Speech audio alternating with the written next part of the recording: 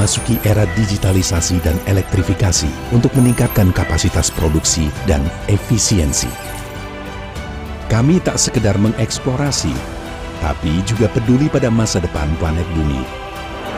Kami persembahkan sebuah warisan energi tanpa henti untuk negeri ini.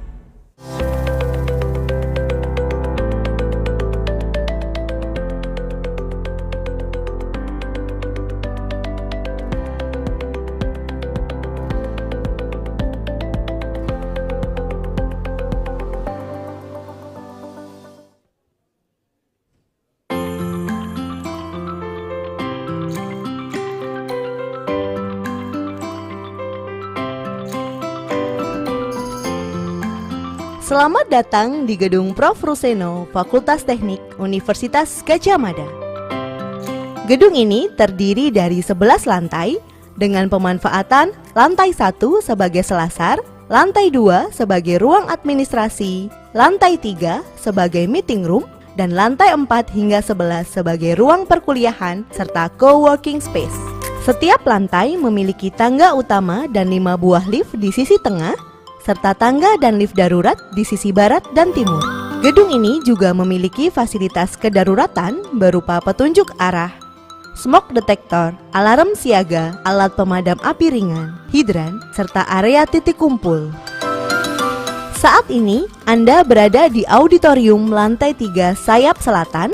Ruangan ini terdapat 2 pintu utama di sisi timur yang bisa digunakan sebagai pintu darurat, serta 2 pintu darurat di sisi selatan. Untuk toilet berada di sebelah timur lantai ini. Saat ini tidak ada pelatihan keadaan darurat, sehingga apabila alarm tanda bahaya berbunyi atau terjadi guncangan, berarti itu adalah kejadian yang sebenarnya. Jangan panik dan ikuti petunjuk evakuasi sebagai berikut. Jika terjadi kebakaran, maka alarm siaga otomatis berbunyi. Hentikan aktivitas. Secara tertib, silahkan keluar melalui pintu keluar yang berada di sisi timur.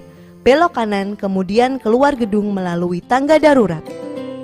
Apabila Anda duduk di belakang, silahkan keluar menggunakan pintu darurat yang berada di sisi selatan, lalu turun menyusuri tangga darurat. Bawa barang seperlunya. Selama perjalanan keluar, lindungi kepala menggunakan tangan dan atur pernafasan. Jika Anda berjalan tepat di sisi railing tangga, maka berpeganganlah pada railing tangga. Jika Anda berada di tengah, maka berpeganganlah pada orang di samping Anda. Jika merasakan guncangan pada gedung, hentikan aktivitas dan segera berlindung di samping kursi. Tetap tenang dan tunggu sampai gempa berhenti. Secara tertib, silahkan keluar melalui pintu keluar yang berada di sisi timur. Belok kanan, kemudian keluar gedung melalui tangga darurat. Apabila Anda duduk di belakang, silahkan keluar menggunakan pintu darurat yang berada di sisi selatan, lalu turun menyusuri tangga darurat. Setelah berada di luar gedung, segera menuju ke titik kumpul. Hindari berada di bawah pohon atau di bawah tiang listrik. Jika mengalami luka, segera hubungi petugas kesehatan. Terima kasih atas perhatian yang diberikan. Selamat beraktivitas dan selalu utamakan keselamatan. Semoga Tuhan Yang Maha Kuasa selalu melindungi kita.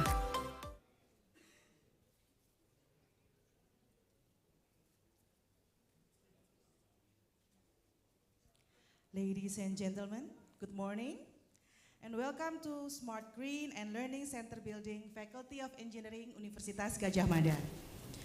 We would like to inform for all participants that just arrived to stop by the registration stand and at the entrance door. And we would like also to humbly request you to please set your mobile phones to silent or vibrate mode during the conference. Ladies and gentlemen, distinguished guests, our keynote speakers, and all participants who join in this building and those who are joining through Zoom meeting, a very beautiful morning. My name is Icha. Allow me to welcome you all to our annual gathering for geologists and geoscientists, the 4th International Conference on Geological Engineering and Geosciences, in association with AUN SIDNET Regional Conference, Advancing Earth Sustainability Through Geoscience and Technology. This event is hosted by Geological Engineering Department Faculty of Engineering Universitas Gadjah Mada in cooperation with AUN SINET program. ICGoES is an event that accommodates researchers, academics, practitioners, and related communities, a forum to exchange the latest notions regarding the field of geological engineering and geoscience. Ladies and gentlemen, ICGoES 2024 brought to you today with the aid of our industry partner, PT Adikarya Tbk, PT Energi Mega Persada Tbk, PT Bukit Asam Tbk, PT Solusi Bangun Indonesia Tbk, ExxonMobil, PT Geodipa Energi, PT Antam Tbk, PT Geodipa Energi, Groundwater Working Group, PT Brau Coal Energy Tbk, dan Aqua. On behalf of the organizing committee, we would like to thank our industry partners for their support and contribution, and we hope to maintain the good partnerships as to leverage each other's strengths, resources, and networks to achieve mutual benefits. Ladies and gentlemen, for the next 2 days, ICGoES 2024 serves as a platform delivering the opportunity for all participants to interchange ideas and expand your networks as a way for the community to reach forthcoming collaboratives and corresponding approaches global-wide. We would like to invite and are looking forward to your contribution and views for future innovations as how to circumnavigate the juncture of geology and technology for advancing the Earth's sustainability. Ladies and gentlemen, without further ado, with all due respect, we would like to ask all participants in this auditorium building to stand up and sing the Indonesian anthem. And for those who are joining us through Zoom, you may remain seated.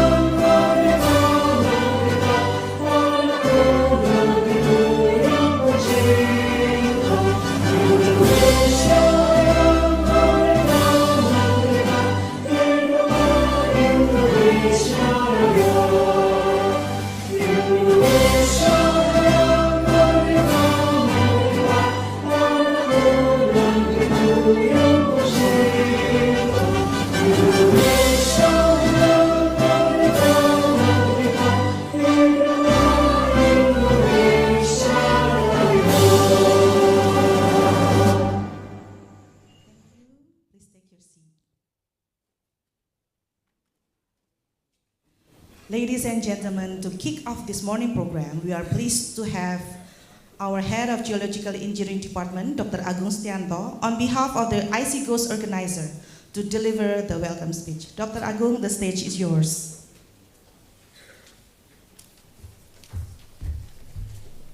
Okay, thank you, Mbak Echa. Good morning, everybody. Assalamualaikum warahmatullahi wabarakatuh.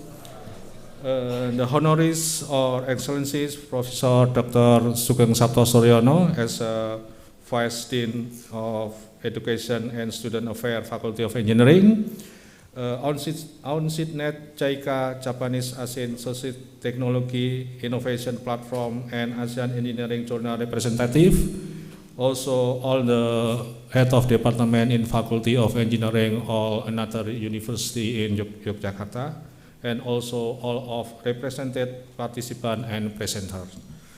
First of all, I want to express my heartfelt gratitude to Allah Subhanahu wa Ta'ala, that blessing and guidance that have led us to this moment of joy and accomplishment.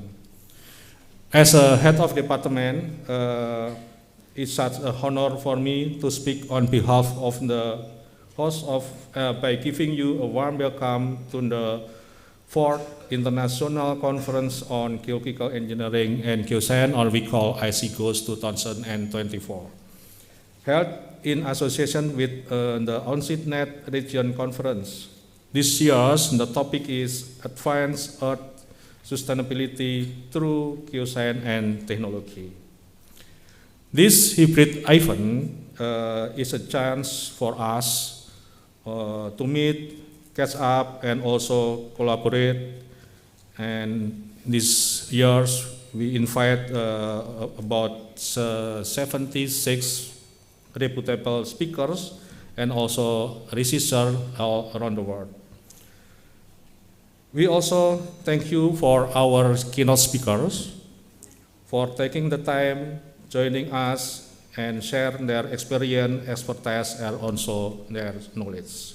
Finally, we hope that all of you can take the opportunity to have insightful discussion and knowledge sharing in this conference.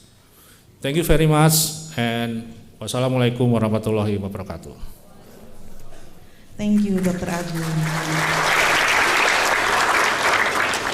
And would like to also welcome to the stage Vice Dean for Education and Student Affairs, Professor Sugeng Sabto Suryono, as to officially open the agenda. Pak Sugeng, the stage is yours.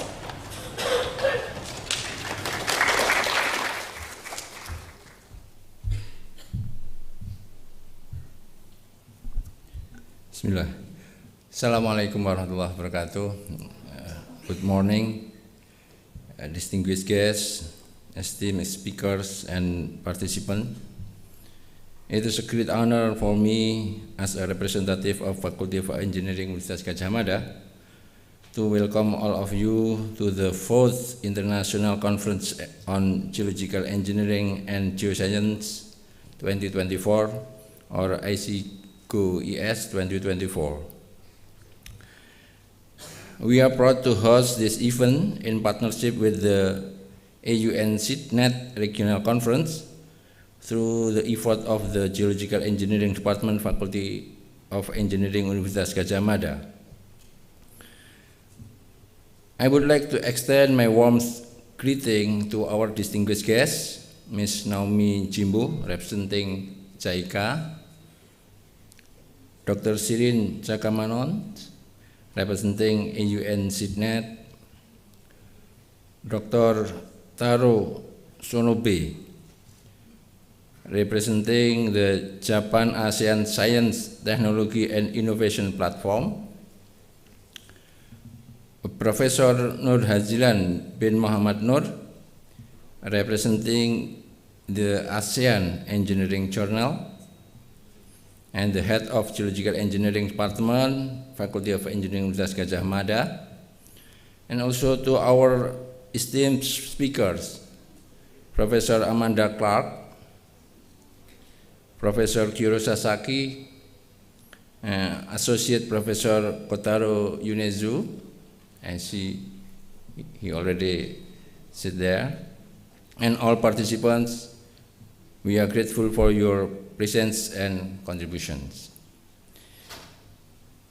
This conference serves as a remarkable opportunity for solar researchers and professionals from around the world to come together. It is a platform for advancing intellectual exchange centered on our shared mission of promoting sustainability through geoscience and geotechnology. Our theme in this year, Advancing Earth Sustainability through Geoscience and Technology, is not only timely, but essential as we navigate the complexities of a rapidly evolving world. As educators, researchers, and innovators, we have a responsibility to leverage advancements in science and technology to benefit both humanity and the environment. Over the course of these 2 days, we will engage in thought-provoking discussions, presentations, and knowledge sharing that will shape our future for this critical field. I would also like to express my deepest gratitude to the organizing committee, whose hard work and dedication have made this event possible, and to our generous sponsors who have supported this important initiative.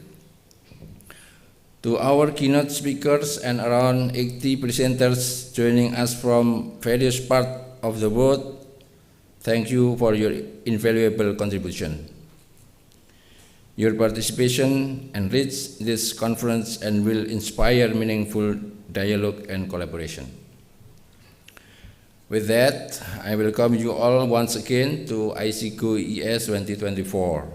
I hope this conference leaves you with the new insight and inspiration to further and share goals.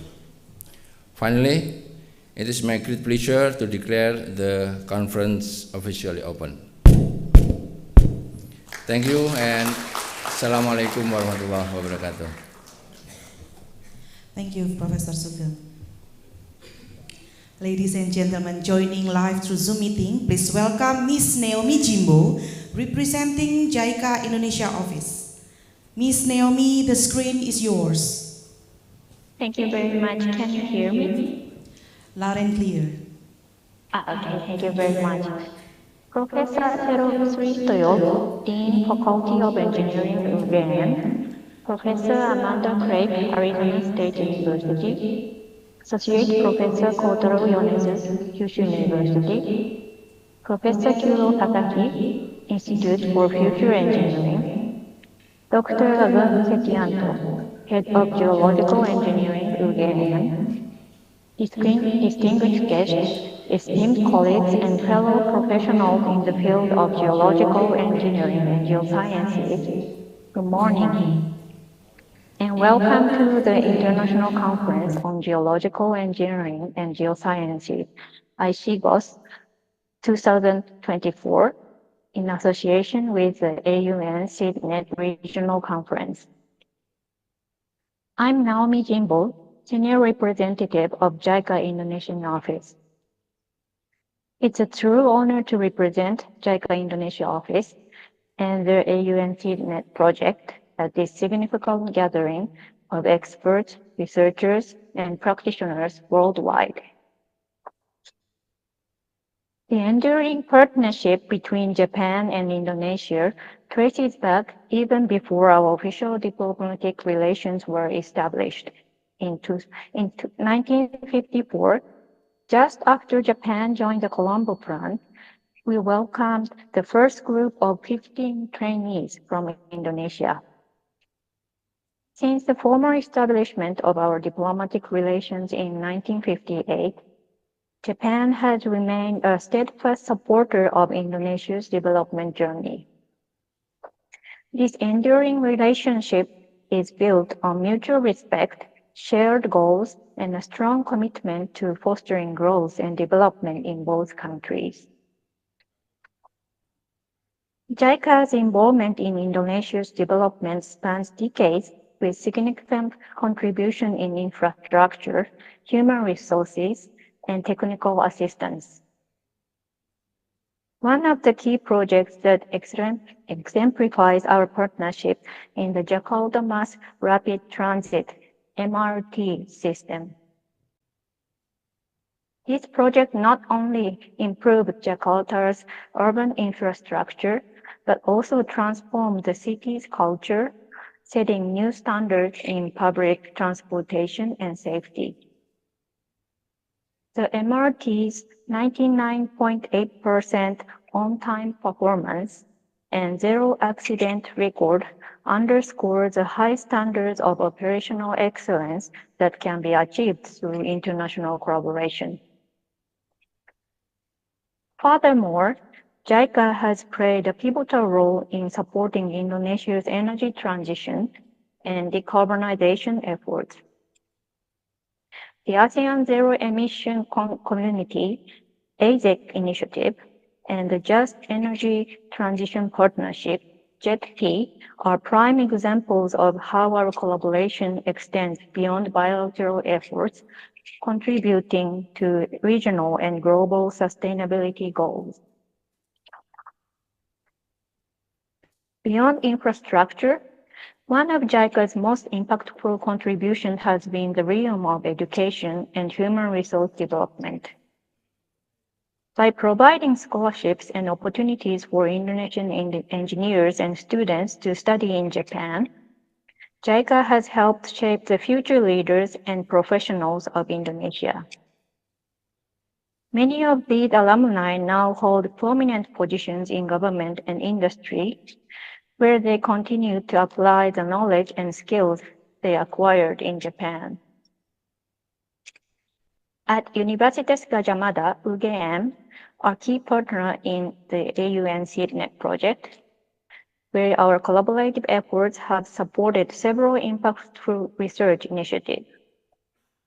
In 2021, UGM researchers were recognized through the Alumni Support Program for Research and Special Program for Research Against COVID-19, highlighting innovative projects that significantly advanced our understanding and response to global issues.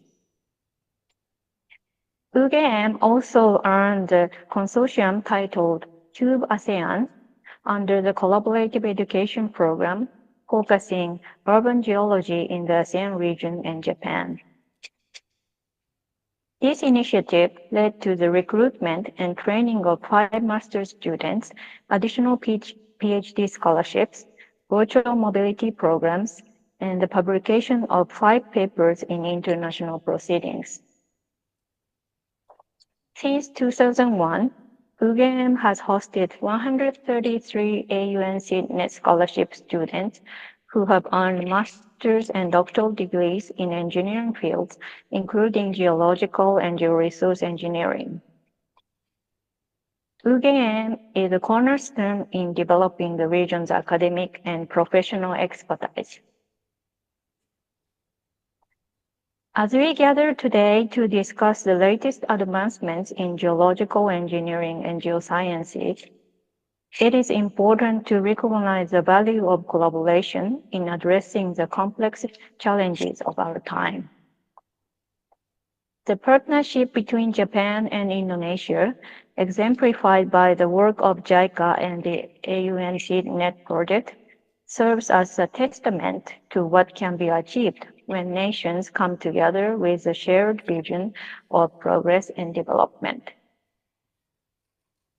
Let us use this conference as an opportunity to further our knowledge, strengthen our networks, and explore new avenues for collaboration. Together, we can continue to make significant strides in the field of geological engineering and geosciences, contributing to the sustainable development of our nations and the world. Thank you very much, and I wish you all a productive and inspiring conference. Terima kasih banyak. Thank you so much, Miss Naomi. Next, joining with us in this room, Dr. Sirin Cakamanon, representative from our long-term partners, AUN SeedNet, and please welcome everyone, Dr. Sirin Cakamanon.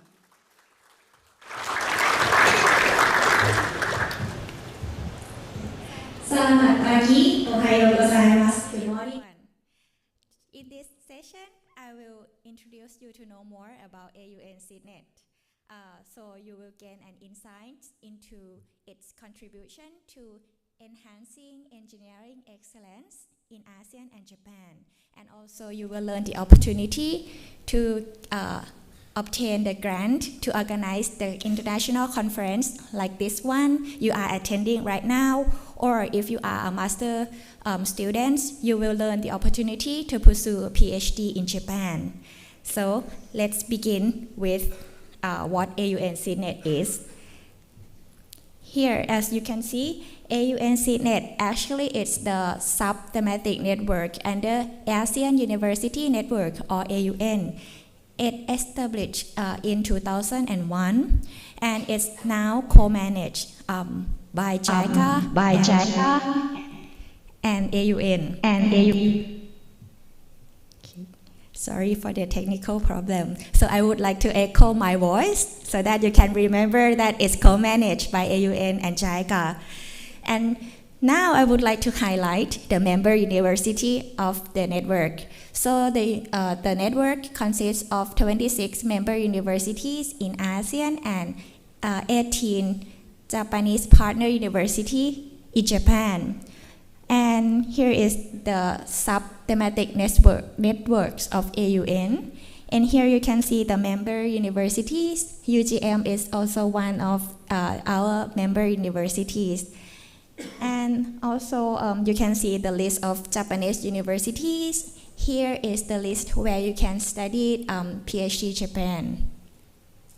And we support 10 engineering fields, including geological and geo-resource engineering. And right now in this current phase, we also support interdisciplinary fields. Let's take a look at our journey. So right now we have been working for more than 20 years. As you can see, we have different phases. In phase 1, we focus on establishment of the network, and phase 2 and phase 3, we aim to strengthen the collaboration between ASEAN and Japan, as well as to address the common regional issues, join hands and solve the regional issues, and try to use the engineering to create impact to the society. Since phase 1, we have been providing more than 1,500 scholarships, 300 research projects, and 2,500 grants to support the mobility and networking. And one of the key activity that we are doing right now is the alumni support. So there are alumni network at member institutions across ASEAN. Here is some of the examples. If you want to find more about AUN CNET, you can scan this QR code and find exciting and successful stories in the 20th anniversary booklet. So now let's take a closer look at the current phase. We are now in phase 4. After phase 4, it's called transitional phase. And we aim to transfer the project fully to ASEAN University Network, or AUN. And in this phase, we focus on linking with the external partner, cost-sharing partnership, interdisciplinary, and societal impact.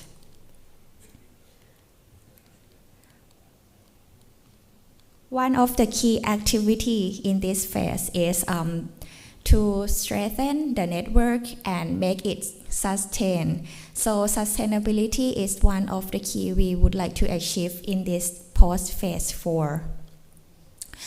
Now let's see what activities we try to implement in order to achieve the sustainability. The first one is the research and education grant for university consortiums.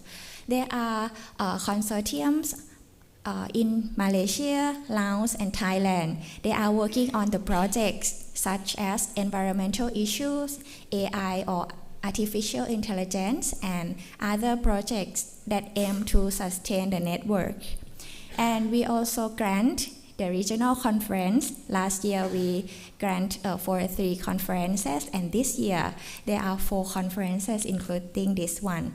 So if you are a member university and you have a plan to organize a successful conference like this one, please stay tuned with us. So there is a chance for you to get the grant and organize the conference. And the last one is the scholarship to study in Japan. We have been providing 10 scholarships annually. So if you are interested, please also stay tuned with us. We will call for application at the end of each year, and then you can go to study in Japan if you are awarded.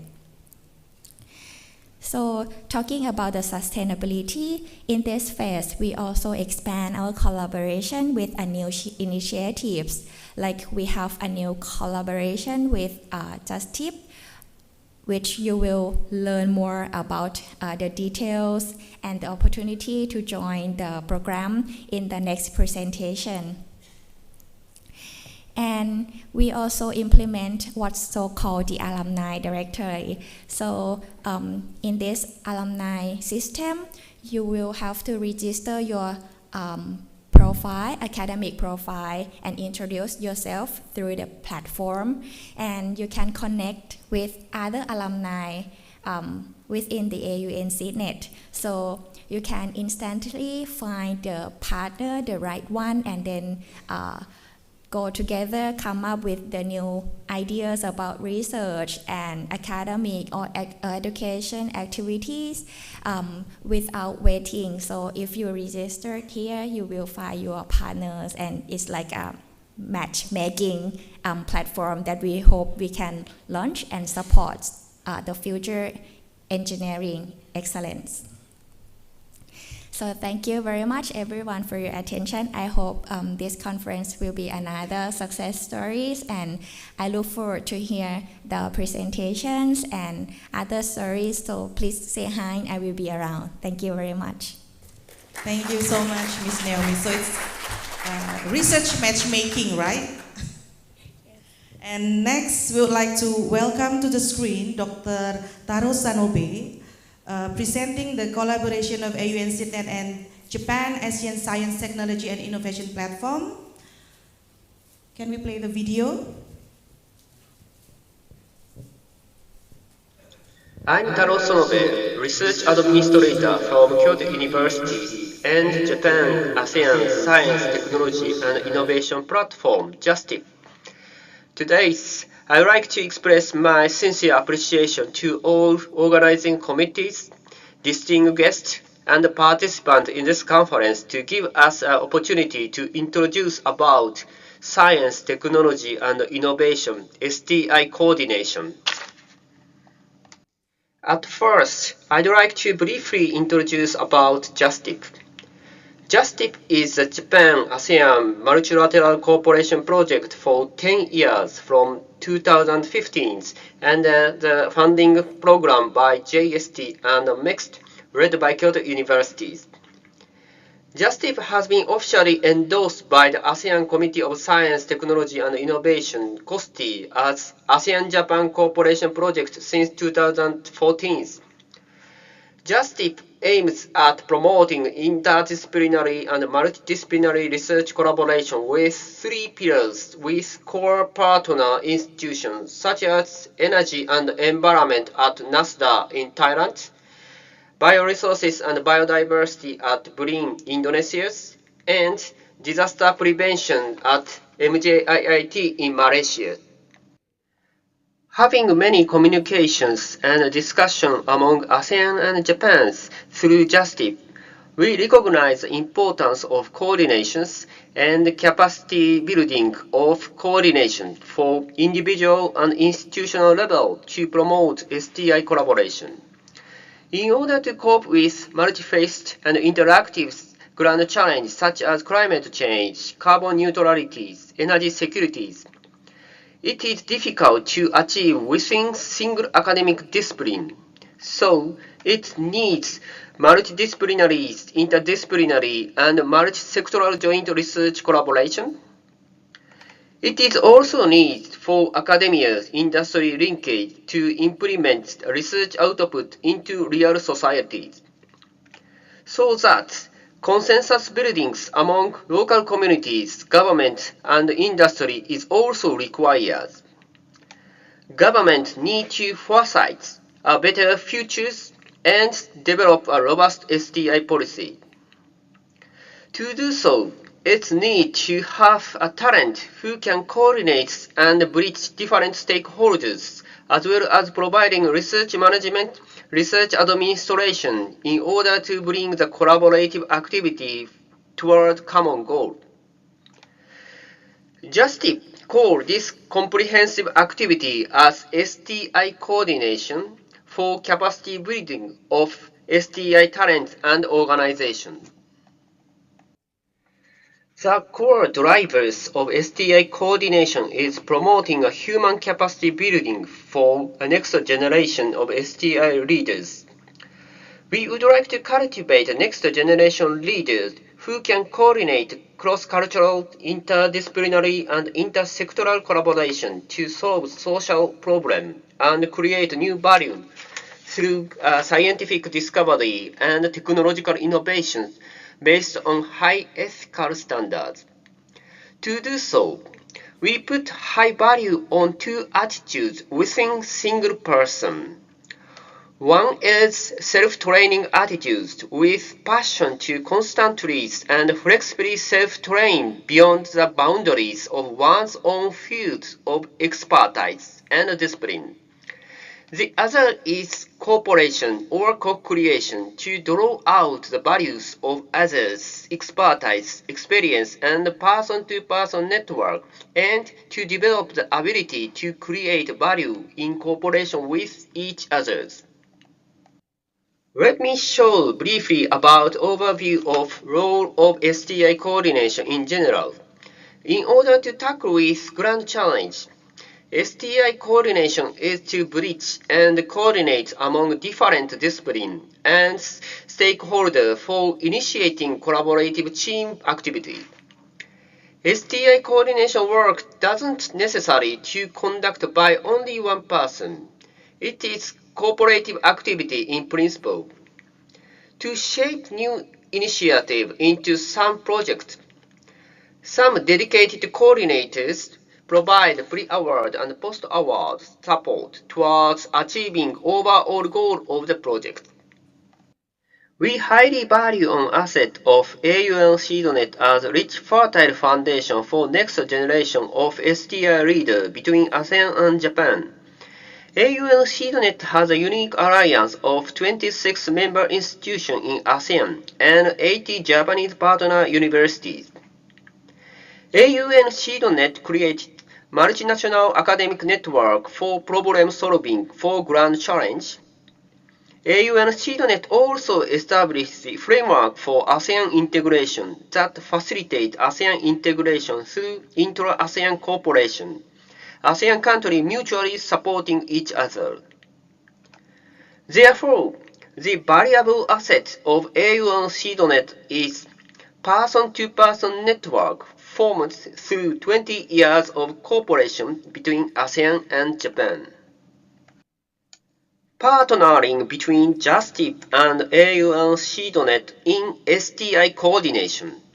We would like to achieve a synergy to nurture next generation of STI leaders and a network from our common asset between ASEAN and Japan, so that we would like to pass on the network to the next generation by adding a new value of STI coordination. Now, led by ASEAN University's Network Secretariat, we have been preparing a new project under Japan-ASEAN Integrated Fund, JIFE. Project title is Human Capacity Building for Science, Technology and Innovation Coordination between ASEAN and Japan toward Grand Challenge. This project aims to establish a sustainable STI coordination platform between Japan and ASEAN within AUN in collaboration with JUSTIP and AUN SeedNet. This platform is to nurture next generation of STI leaders around 30 years to the 40 years in ASEAN. Based on our experiences through JustTip, I'd like to summarize some important skills for next generation of STI leaders. First of all, we are not aiming to limit target of STI talent only research position or research manager or coordinator. They can be researchers aiming to be next generation of PI. They can be also coordinator working as research manager and administrator at their institution. At the bottom, they should have common attitudes, skills, and knowledge such as passions and aspiring minds, soft skills, and information gathering and analyzing skill of STI policy and funding scheme. For next generation of PI, cultivating research project conceptualization skill is important, including visionary and foresight skill, showing scientific originalities, and planning and leading skill. For coordinators, research management and administration skill, including program and project management, evaluation skill are important. To match with important skills, as I mentioned before, JustTip and JIVE projects are planning to provide 3 options for organizers of regional conference or AUN student members, including basic options such as introduction of STI coordination or introduction of the STI policy and funding scheme. As for common skill, advanced option 1 for research project conceptualization skill, including the mock interview, and advanced option 2 as for research management and administration skill. So, how to add STI coordination at your RC? Basically, we would like to promote the cooperation with AUN CGoES member and RC organizer based on the tailor-making principle in collaboration with AUN CGoES Secretariat. AUN CGoES member or RC organizer may consult with AUN CGoES Secretariat to tailor-make their conference program, adding some option of capacity building option for STI coordination. JustTip and or JIVE project will collaborate to develop and implement a joint program during AUN CGoES regional conference. Let me give you some concrete example of each option. This is an example of basic option for one of the AUN CGoES regional conference in this year led by MJIIT. This program will set an access point for integrated information of international research project development and potential partner in order to promote collaborative network among different stakeholders for ways to X. Basic program consists of mainly 3 sessions, such as introductory session with JustTip, AUN CGoES Secretariat, and some funding agency from Japan and Malaysia. We also plan to organize closed consultation session and networking for conference participants who wish to prepare the grant proposal to the relevant funding program. That can help the participant to develop the direct network with officers from government or funding agency. This is advanced option 1 for cultivating project conceptualization skill of PI. JustTip developed practical training program for PI by presenting an international multilateral team project of sample proposal in the front of interview panel, so-called as mock interview. Trainee can obtain practical experiences and skill of project proposal preparations, and presentation skill to evaluation panel from different academic disciplines.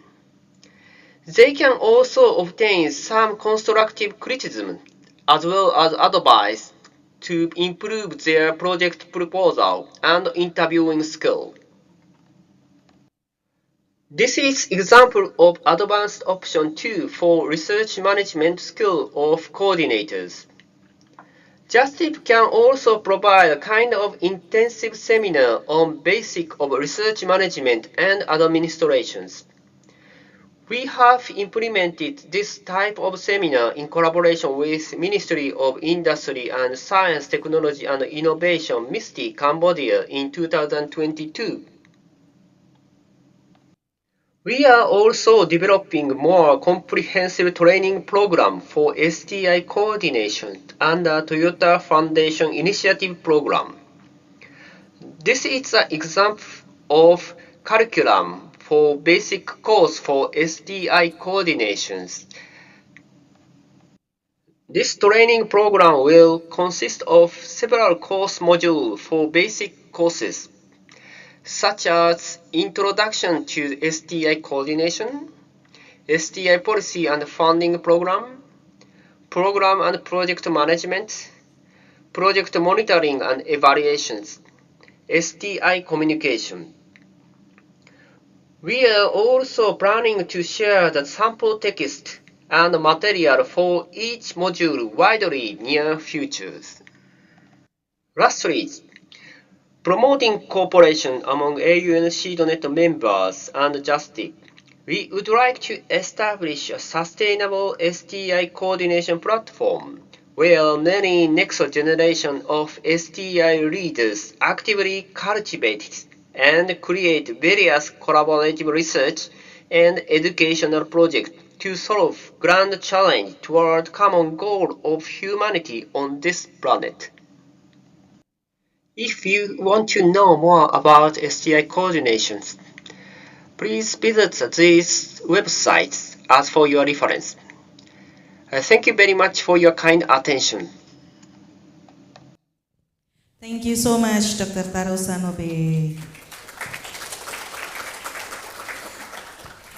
And ladies and gentlemen, next please welcome in our screen Professor Nur Hazilan bin Muhammad Nur, representative from ASEAN Engineering Journal.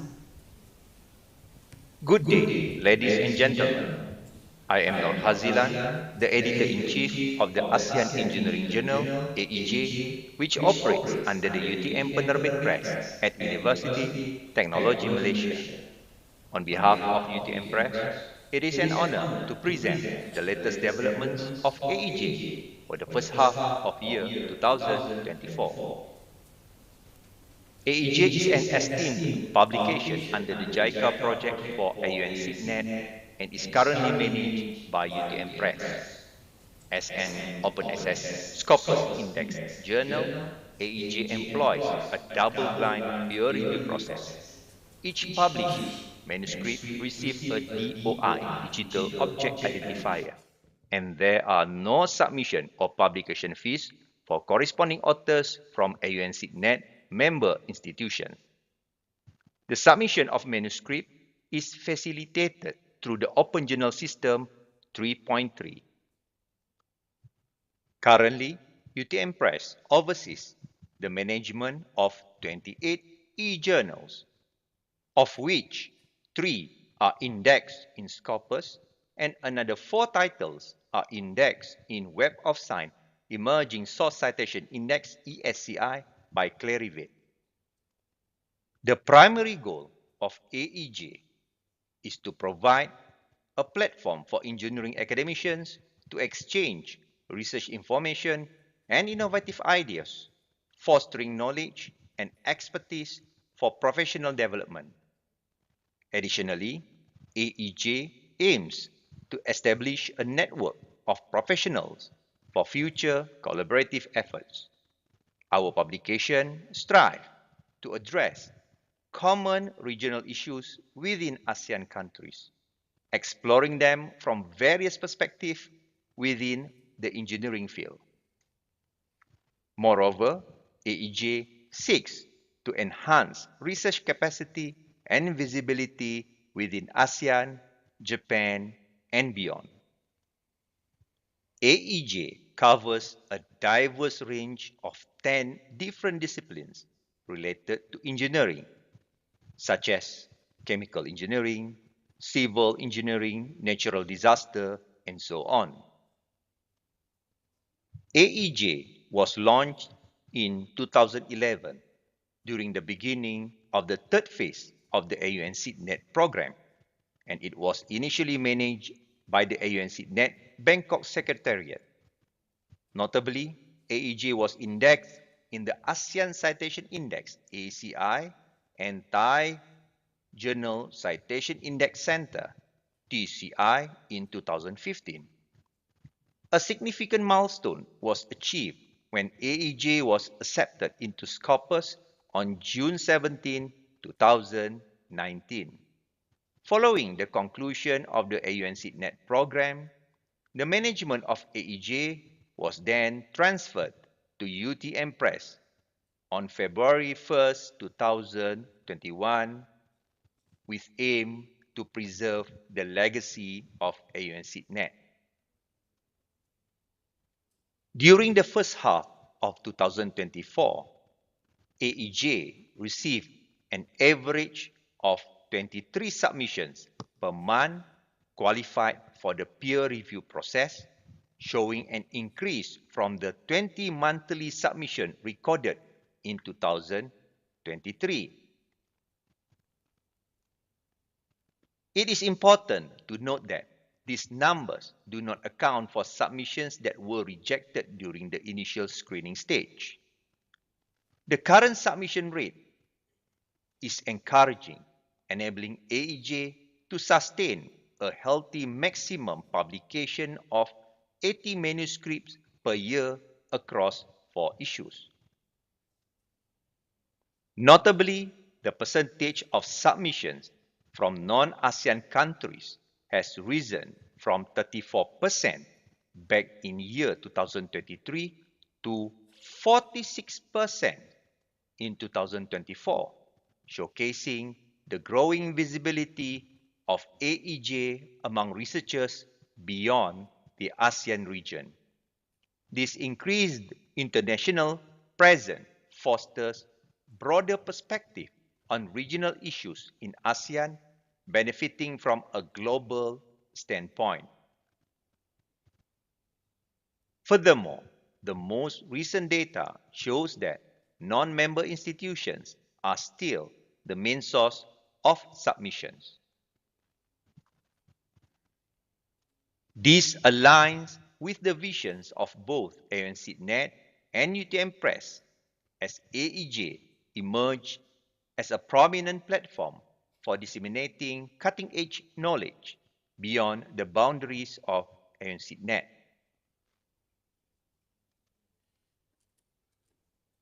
As AEJ is indexed by Scopus, it received 3 different citation metrics, namely CiteScore, ICGoES Journal Rank SJR, and Source Normalized Impact per Paper SNIP.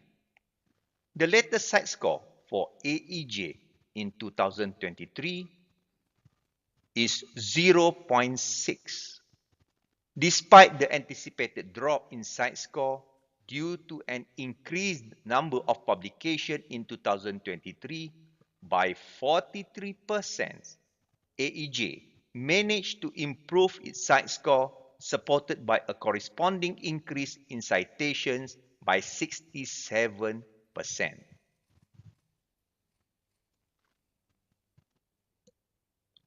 Current CiteScore Tracker, which is the real-time CiteScore tracking system provided by Scopus, up to July 8, 2024, shows that the potential CiteScore for 2024 is projected to increase from 0.6 to 0.7, contributed by 24% increase of citation up to July 2024. Increasing the CiteScore has proven to be a challenge for AEJ, mainly because it is closely linked to the number of publications.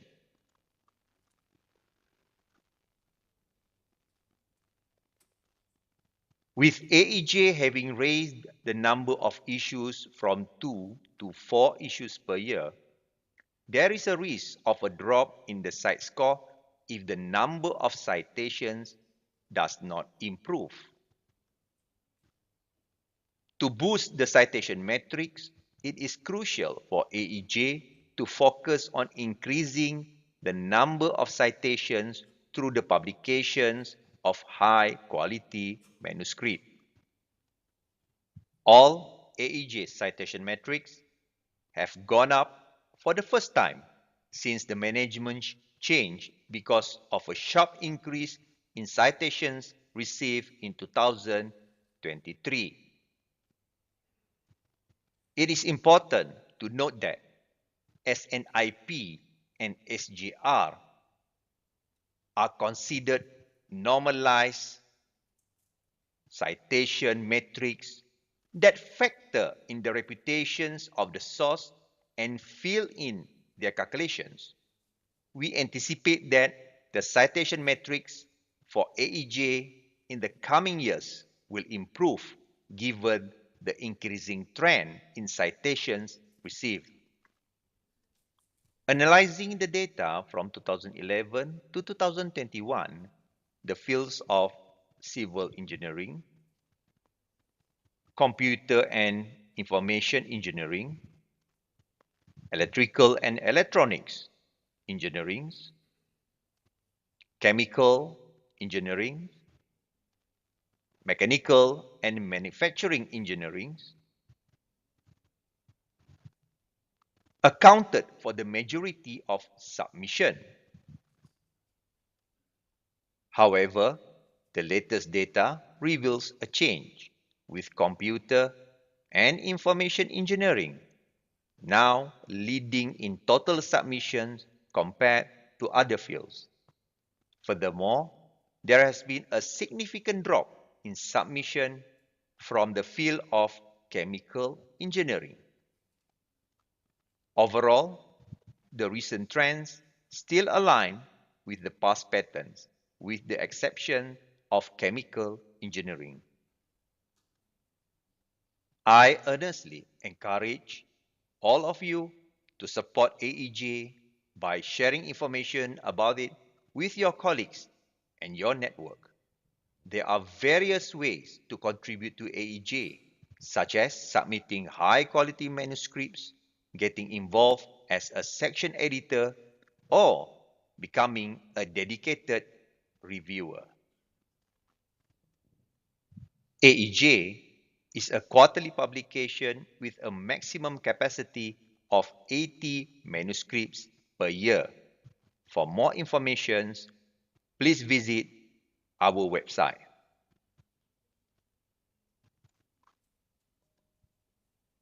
To submit your manuscript, please use our Open Journal System website, which provides a convenient and efficient platform for submission.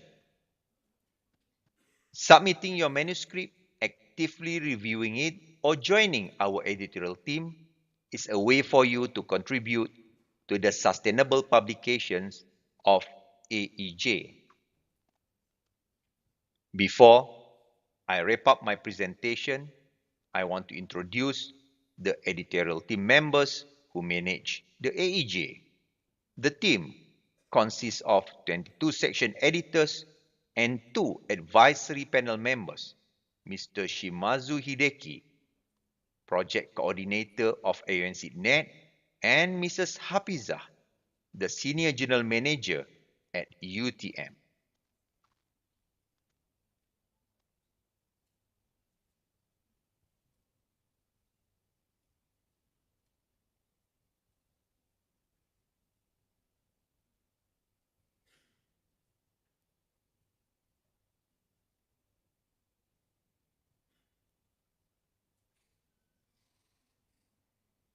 For 2023 Key Performance Index, KPI, and the future forward, UTM Penerbit Press has successfully submitted application to Clarivate for EEJ to be indexed in Emerging Source Citation Index Database ESCI on December 13, 2023.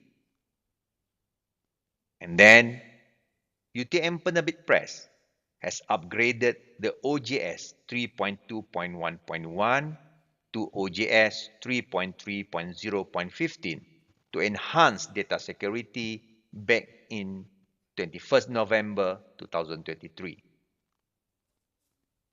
Last year, AEJ managed to publish 80 manuscripts, and all 4 issues were released on schedule.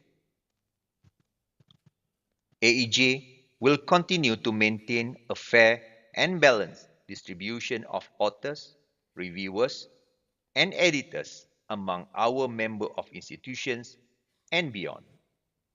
And we promise to carry on our objective to become an internationally recognized journal and follow our purpose to represent the academic collaboration between ASEAN and Japan through research and publication. On behalf of UTM Penerbit Press, I would like to express my gratitude to the organizer for inviting me to talk about the current progress of ASEAN Engineering Journal. I end my presentations and thank you. In knowledge we trust. Thank you so much, Professor Nur Hazilan. And ladies and gentlemen, behind every successful person is a substantial amount of coffee. And before we proceed to the main agenda, please enjoy the refreshment, coffee and tea at the hall of this auditorium. And we shall resume around 9:25 for plenary session 1 with the topic, the current role of geosciences, geotechnology for sustainable future and hazard mitigation, where we will have 3 remarkable keynote speakers, Professor Amanda Clark, Professor Churo Sasaki, and Associate Professor Kotaro Yonezu. Ladies and gentlemen, may your coffee friends make the perfect blend. See you soon.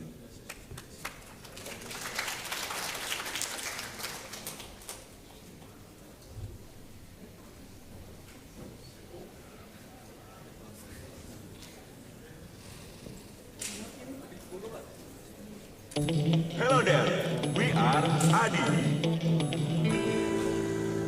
And we are Modern Construction Company. We are beyond. Beyond what, you ask? For us, green is more than just the color and the movement. It's beyond.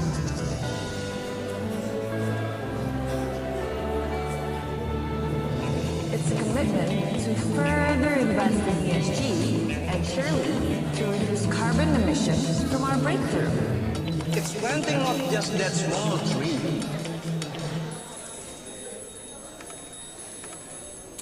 The 1,000 actions of green in different locations.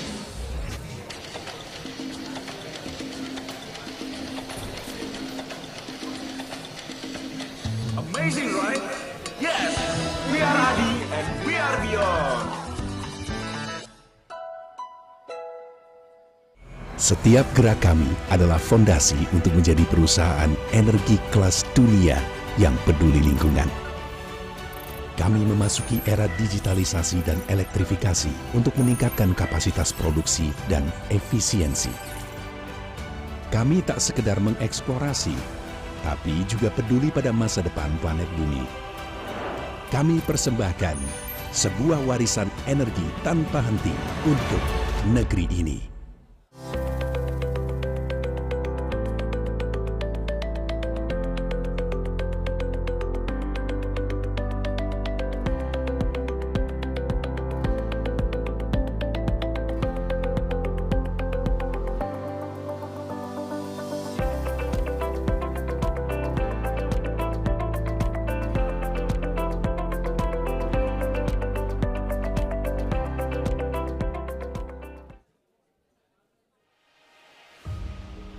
Setiap hari, kita butuh energi.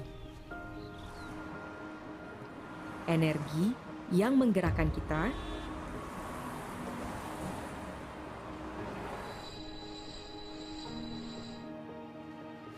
energi yang menghasilkan kebaikan, energi untuk terus berkarya dan berinovasi.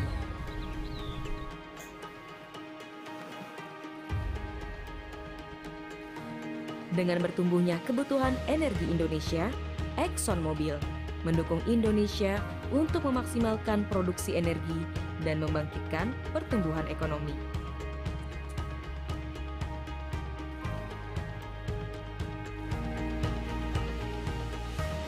Kami memproduksi energi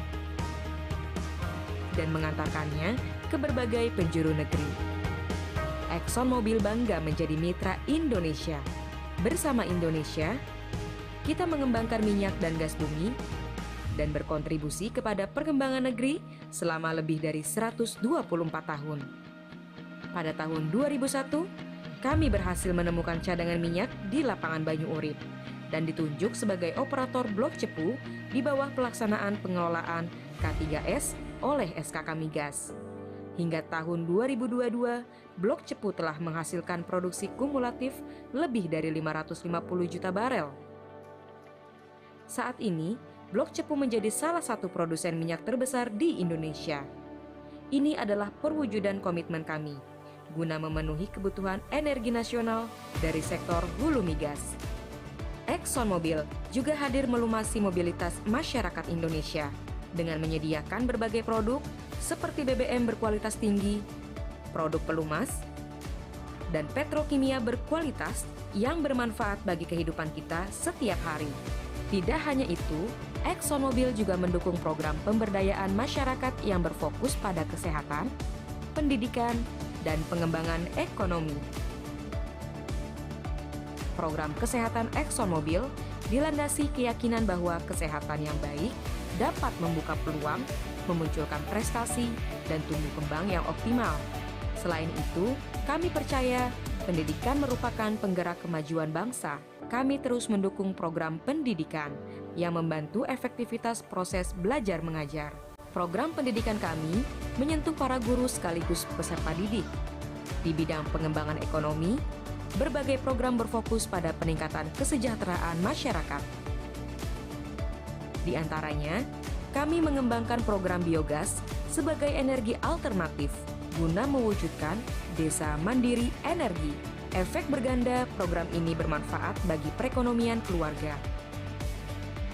ExxonMobil di Indonesia berkomitmen untuk terus mendukung pertumbuhan ekonomi Indonesia dan tercapainya masa depan rendah karbon di Indonesia, dan juga turut berkontribusi langsung bagi masyarakat Indonesia. Bersama, kita bisa wujudkan masa depan yang lebih cerah dan beragam inovasi agar kita bisa terus menikmati energi penuh harapan. Inilah energi ExxonMobil dari Indonesia untuk Indonesia. Embracing opportunities, nurturing hopes. We are undoubtedly part of it. Managing all the untapped potentials, preserving them, and turning them into compounded effects as a heritage for the future. We are an inseparable part of this country, Indonesia. A nation built on noble culture and the spirit of mutual cooperation.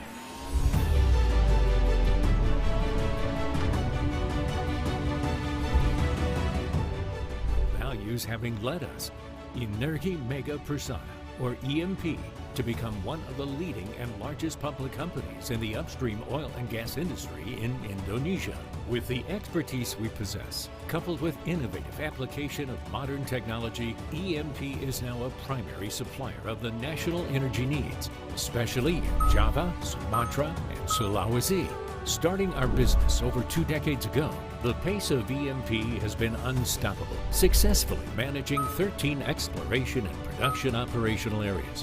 One of them is located in Mozambique, South Africa, and the other 12 are in Indonesia.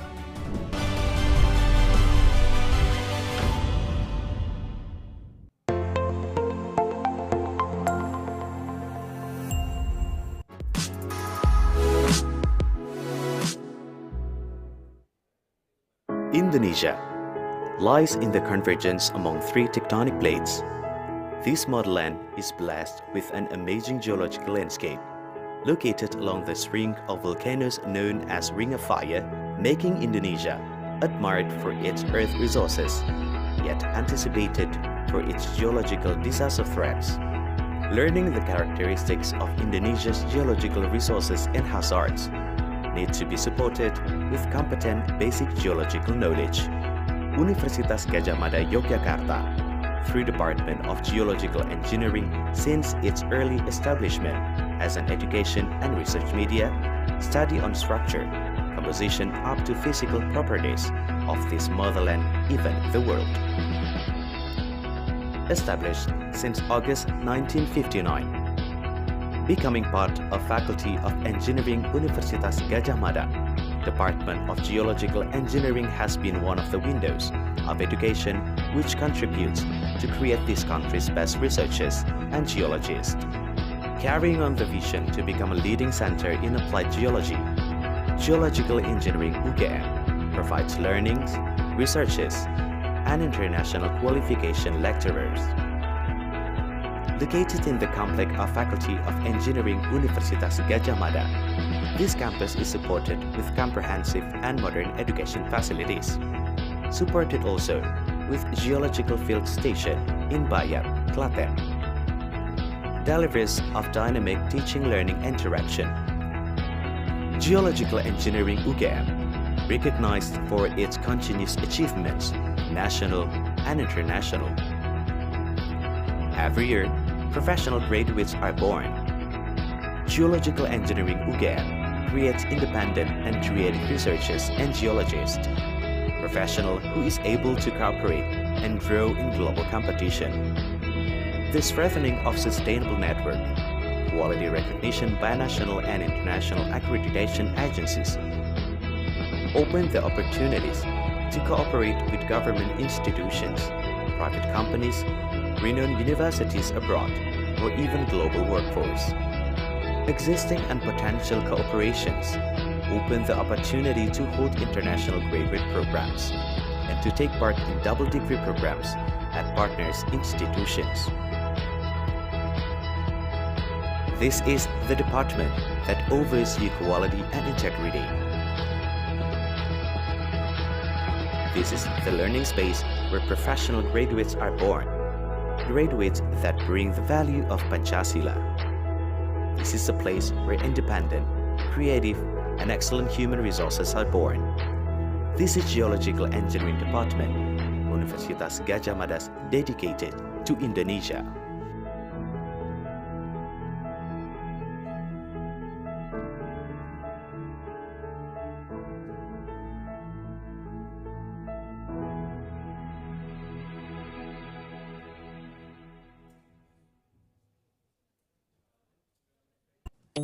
Hello there, we are Adi.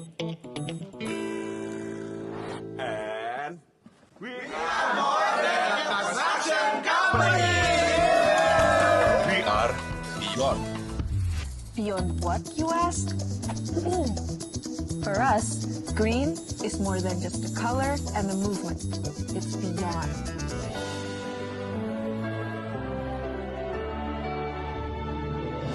It's a commitment to further invest in ESG and surely to reduce carbon emissions from our breakthrough. It's planting not just that small tree.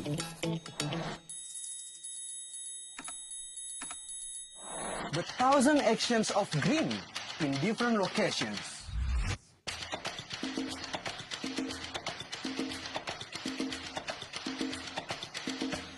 Amazing, right?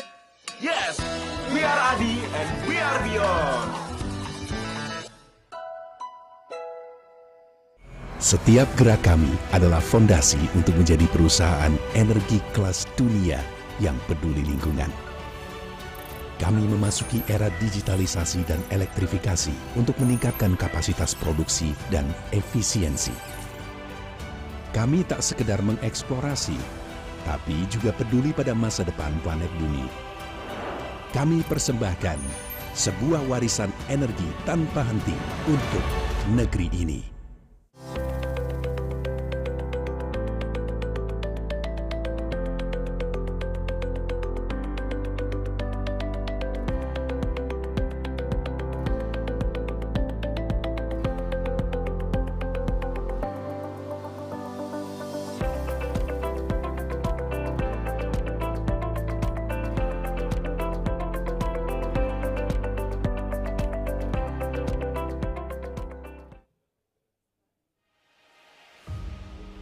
Setiap hari, kita butuh energi. Energi yang menggerakkan kita,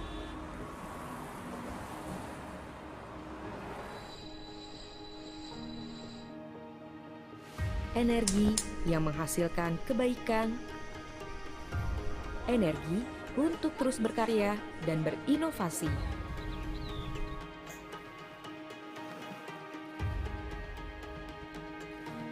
Dengan bertumbuhnya kebutuhan energi Indonesia, ExxonMobil mendukung Indonesia untuk memaksimalkan produksi energi dan membangkitkan pertumbuhan ekonomi.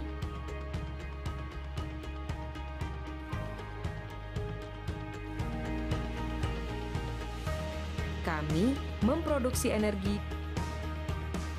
dan mengantarkannya ke berbagai penjuru negeri.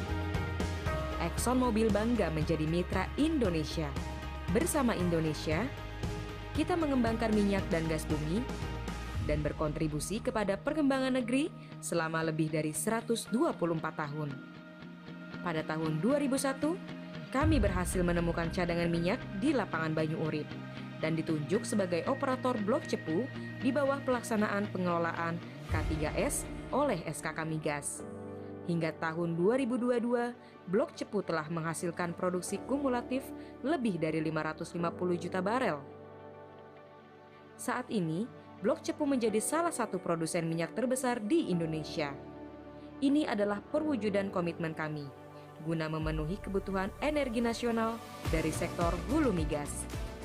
ExxonMobil juga hadir melumasi mobilitas masyarakat Indonesia dengan menyediakan berbagai produk seperti BBM berkualitas tinggi, produk pelumas, dan petrokimia berkualitas yang bermanfaat bagi kehidupan kita setiap hari. Tidak hanya itu, ExxonMobil juga mendukung program pemberdayaan masyarakat yang berfokus pada kesehatan, pendidikan, dan pengembangan ekonomi.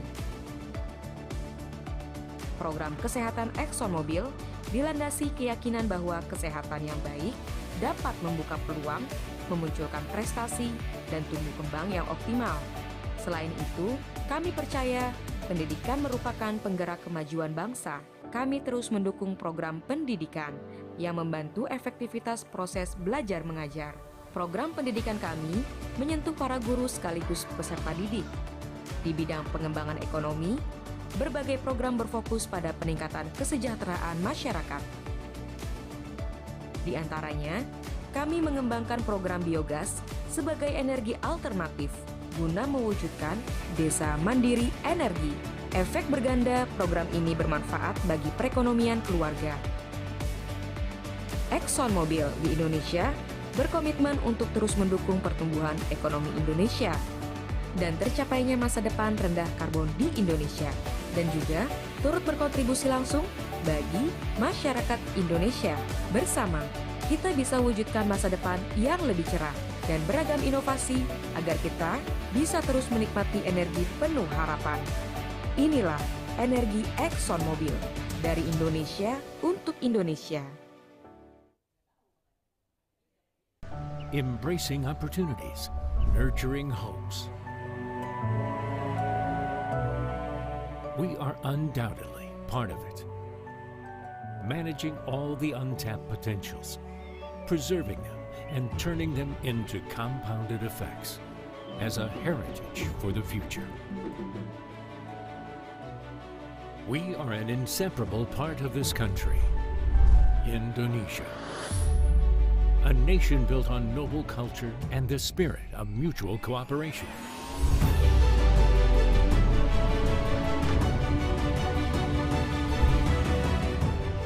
Values having led us, Energi Mega Persada, or EMP, to become one of the leading and largest public companies in the upstream oil and gas industry in Indonesia. With the expertise we possess, coupled with innovative application of modern technology, EMP is now a primary supplier of the national energy needs, especially in Java, Sumatra, and Sulawesi. Starting our business over 2 decades ago, the pace of EMP has been unstoppable, successfully managing 13 exploration and production operational areas. One of them is located in Mozambique, South Africa, and the other 12 are in Indonesia.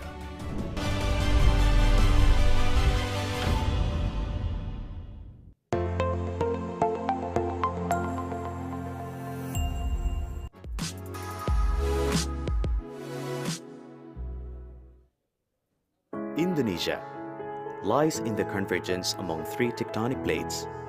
This motherland is blessed with an amazing geological landscape, located along the string of volcanoes known as Ring of Fire, making Indonesia admired for its earth resources, yet anticipated for its geological disaster threats.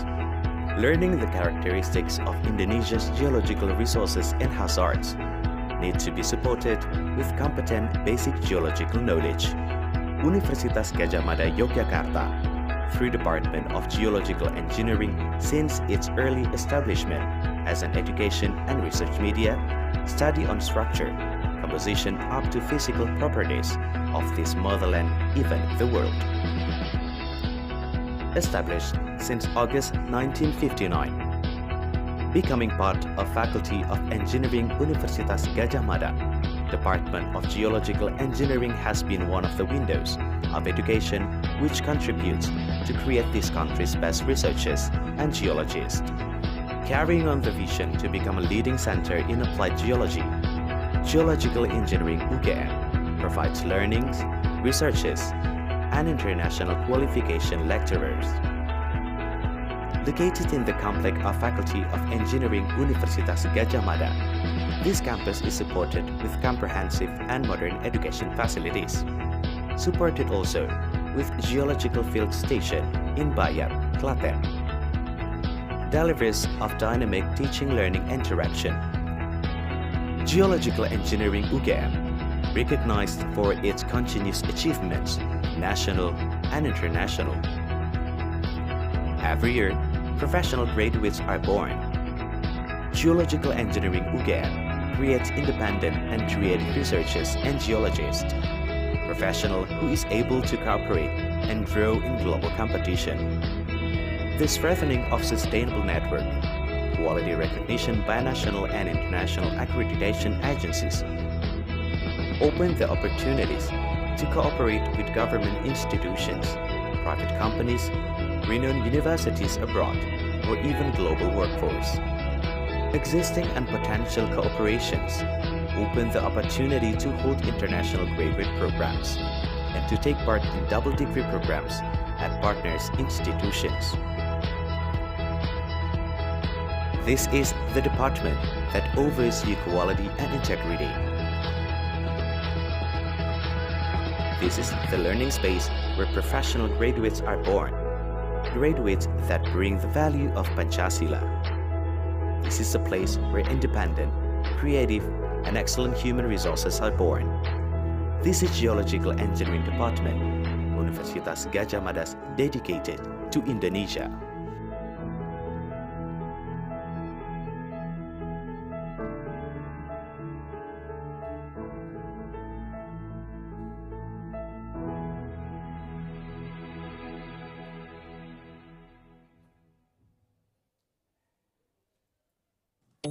Hello there, we are Adi. And we are more than a construction company. We are beyond. Beyond what, you ask? For us, green is more than just the color and the movement. It's beyond.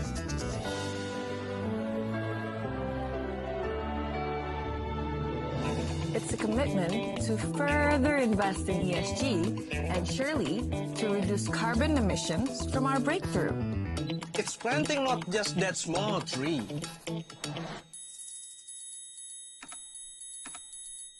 The 1,000 actions of green in different locations.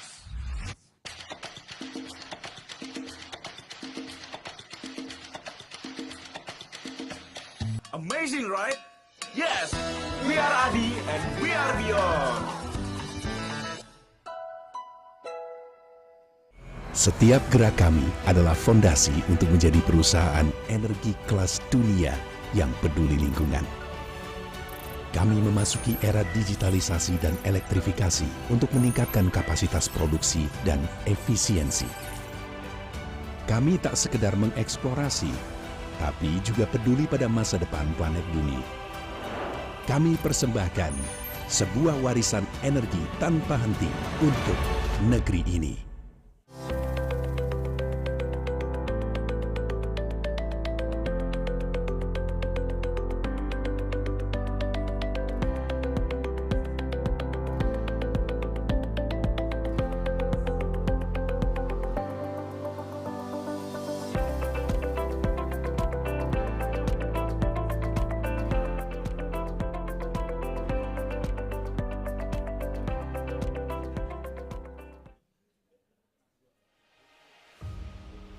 Setiap hari kita butuh energi. Energi yang menggerakkan kita,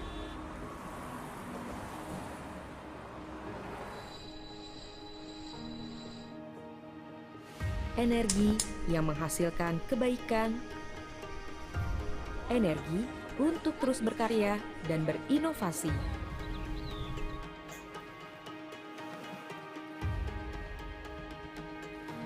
Dengan bertumbuhnya kebutuhan energi Indonesia, ExxonMobil mendukung Indonesia untuk memaksimalkan produksi energi dan membangkitkan pertumbuhan ekonomi.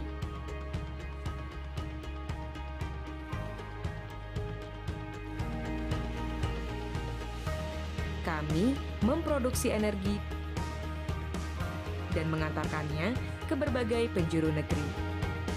ExxonMobil bangga menjadi mitra Indonesia. Bersama Indonesia, kita mengembangkan minyak dan gas bumi dan berkontribusi kepada perkembangan negeri selama lebih dari 124 tahun.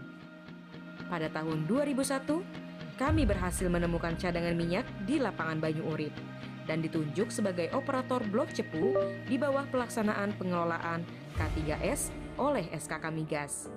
Hingga tahun 2022, blok cepu telah menghasilkan produksi kumulatif lebih dari 550 juta barel.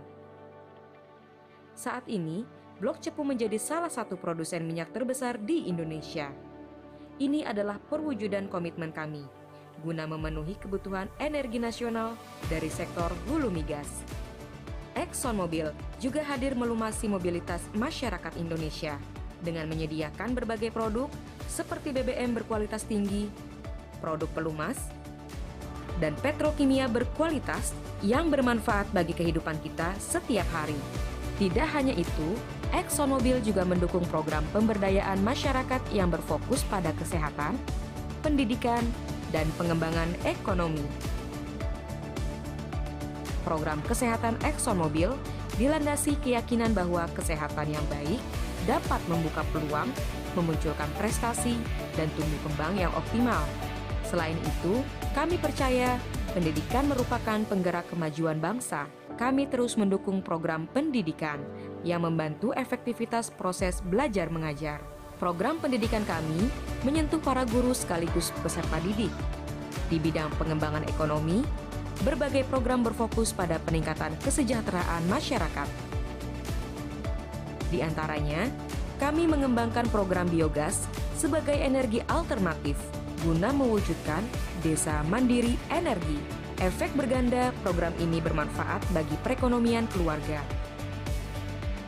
ExxonMobil di Indonesia berkomitmen untuk terus mendukung pertumbuhan ekonomi Indonesia dan tercapainya masa depan rendah karbon di Indonesia, dan juga turut berkontribusi langsung bagi masyarakat Indonesia.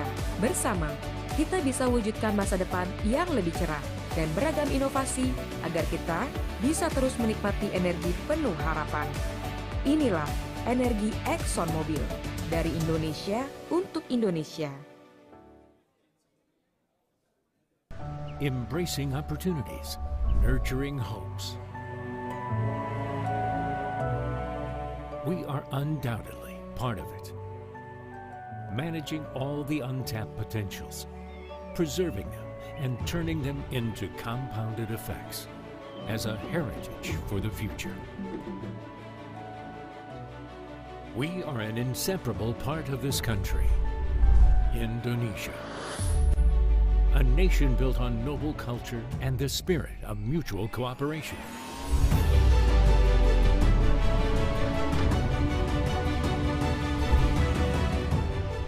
Values having led us, Energi Mega Persana, or EMP, to become one of the leading and largest public companies in the upstream oil and gas industry in Indonesia. With the expertise we possess, coupled with innovative application of modern technology, EMP is now a primary supplier of the national energy needs, especially in Java, Sumatra, and Sulawesi. Starting our business over 2 decades ago, the pace of EMP has been unstoppable, successfully managing 13 exploration and production operational areas. One of them is located in Mozambique, South Africa, and the other 12 are in Indonesia.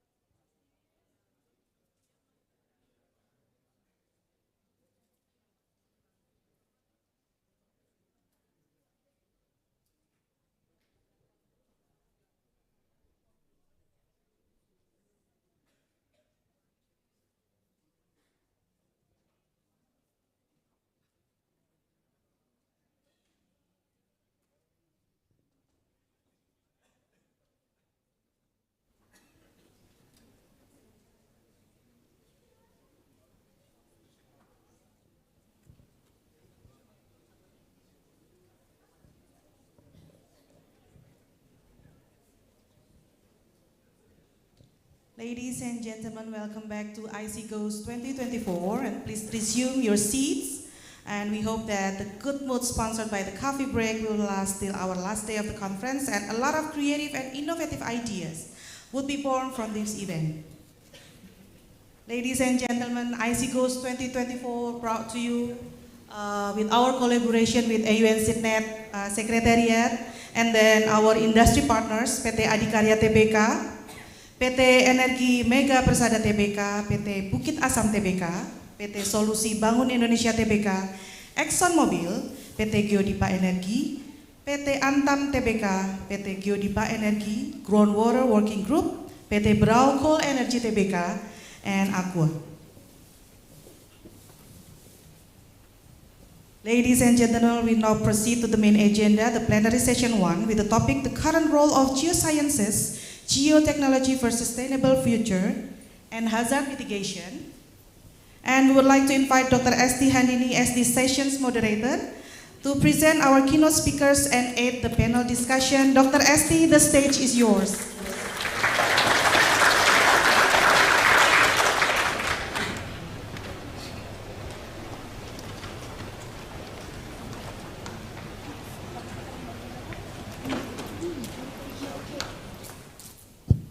Oke, terima kasih Mbak Ica. Selamat pagi. Good morning everyone. Thank you for being here. And I'm very honored to be here. And this is our, well actually this is our fourth international conference event. And this time it is in conjunction with our ICGoE 2024. So it will be a very good experience for the students and even for the staffs.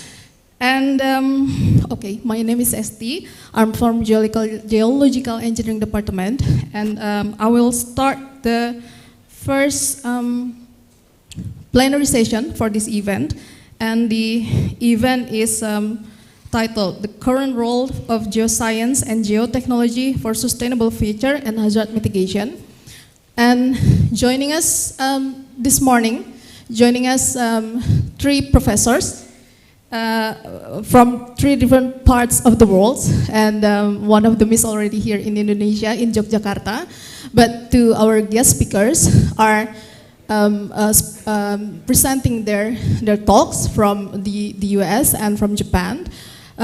First speaker is Professor Amanda Clark from ASU, and then our second speaker will be Professor Kuro Sasaki Sensei from Japan, from the Institute of Future Engineering, and he's also Professor Emeritus at Kyushu University. And our third speaker will be Professor Kotaro Yonezu Sensei from the University of Kyushu. And Amanda, are you here? Hi, good morning. Yes, I'm here. Can you hear me? Yes. Selamat pagi, very clearly. What time is it now in Arizona, where you live? It's 7:40 p.m. Well, it is still very morning here in Indonesia. Yes. Yes. So selamat malam, actually, from where I am. Yes. So Professor Amanda Clark is a renowned volcanologist from the ASU, and her research focused on the physics of volcanic eruptions. And her group usually try to collect important field data and try to make quantitative measurement to understand the erupting volcanoes. And her group is also working very well with the numerical models and laboratory experiments. And also they've been working, this is interesting because we don't have that. They've also been working in the planetary geology or planetary volcanology, which we don't have in Indonesia. So that would be very very excellent. And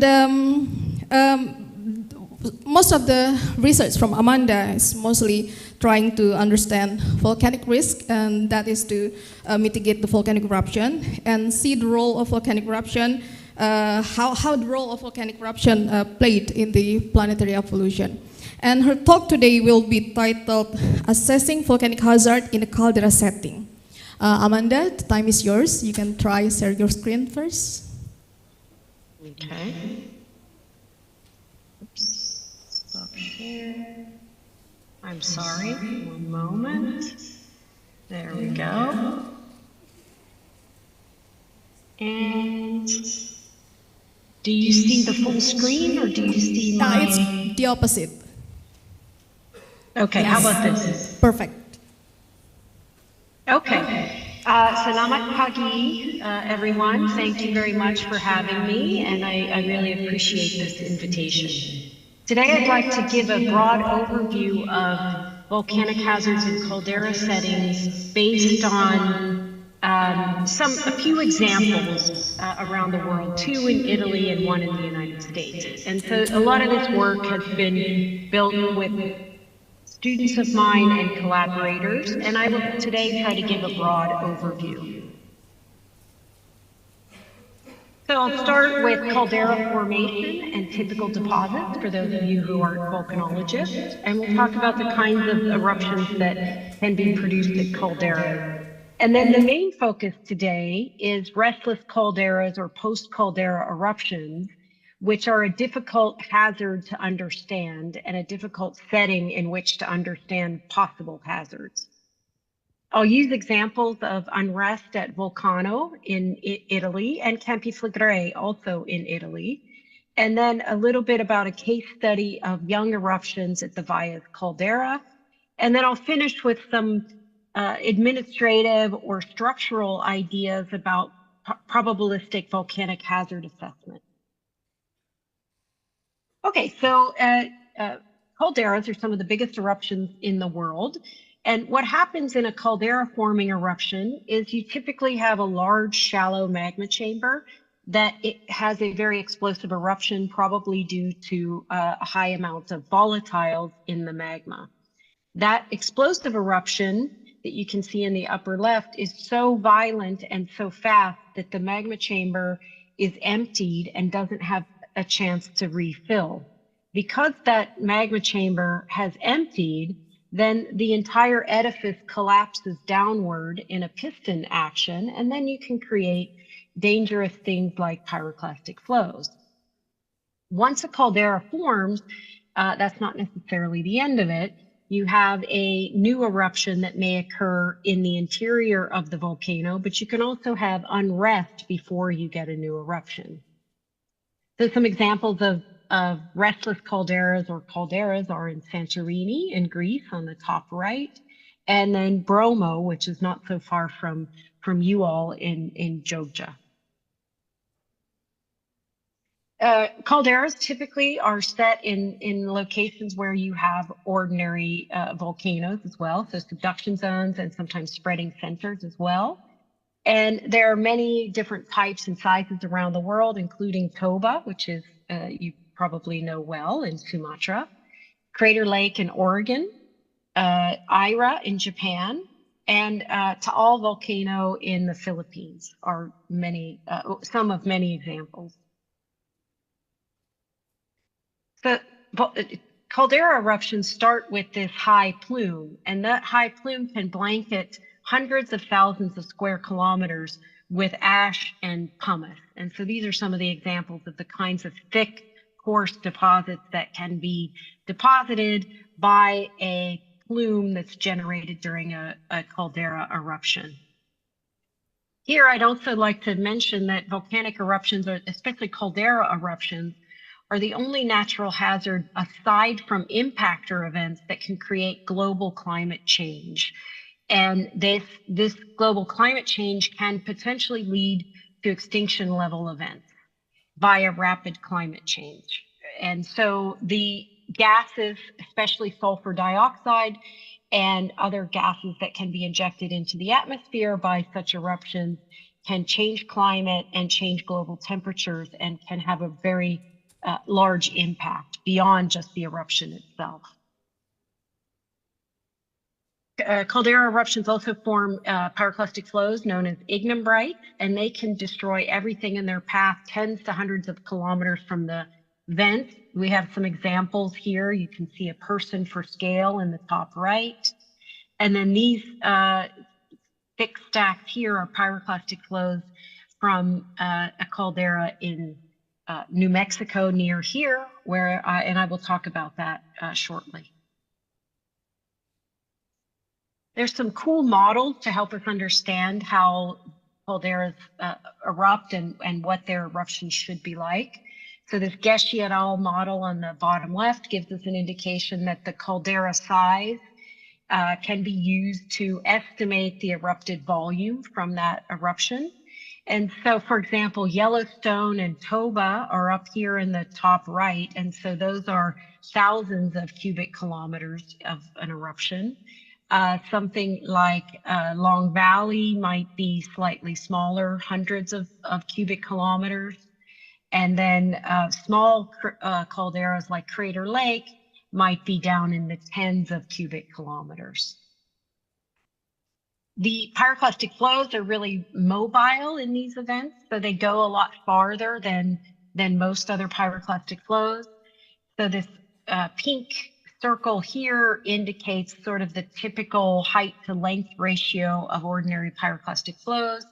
So they go sort of 2-to-1 ratio of height, starting height to the final distance.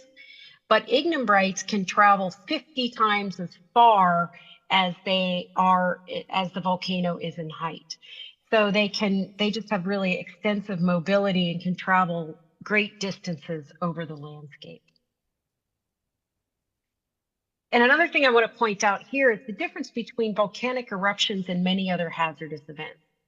So weather events and earthquakes have earthquakes have zero precursors, but they have a duration that is of activity that is known and pretty typically set or fixed. Hurricanes, for example, have warning times of days to hours, and then those events last hours to days. On the other hand, volcanic eruptions can vary quite a bit. So eruptions like Kilauea can have precursors of weeks to months, but then they can go on for years to decades.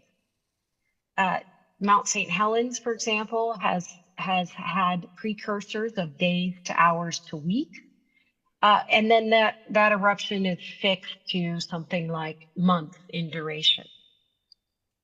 Caldera events such as Long Valley and other calderas around the world sometimes have precursors or that last for a long period of time, and this is known as unrest, and they do not lead to an immediate eruption, leaving the people who are monitoring that caldera confused about what those unrest signals mean and whether or not an eruption is going to occur in a short time period.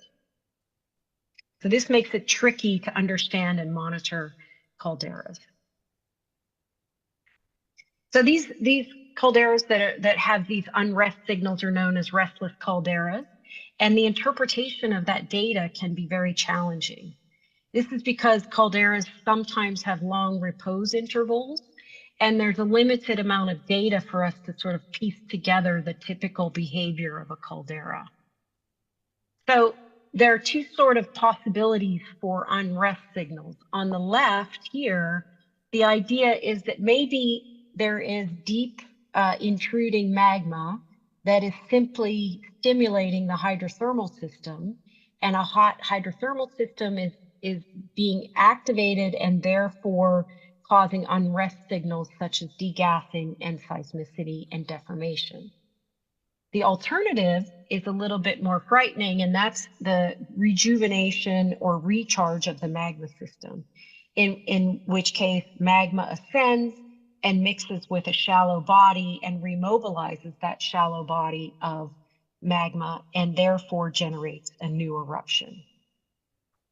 So some interesting database activity in the last several years has shown that since 1988, there have been 166 unrest episodes at calderas around the world.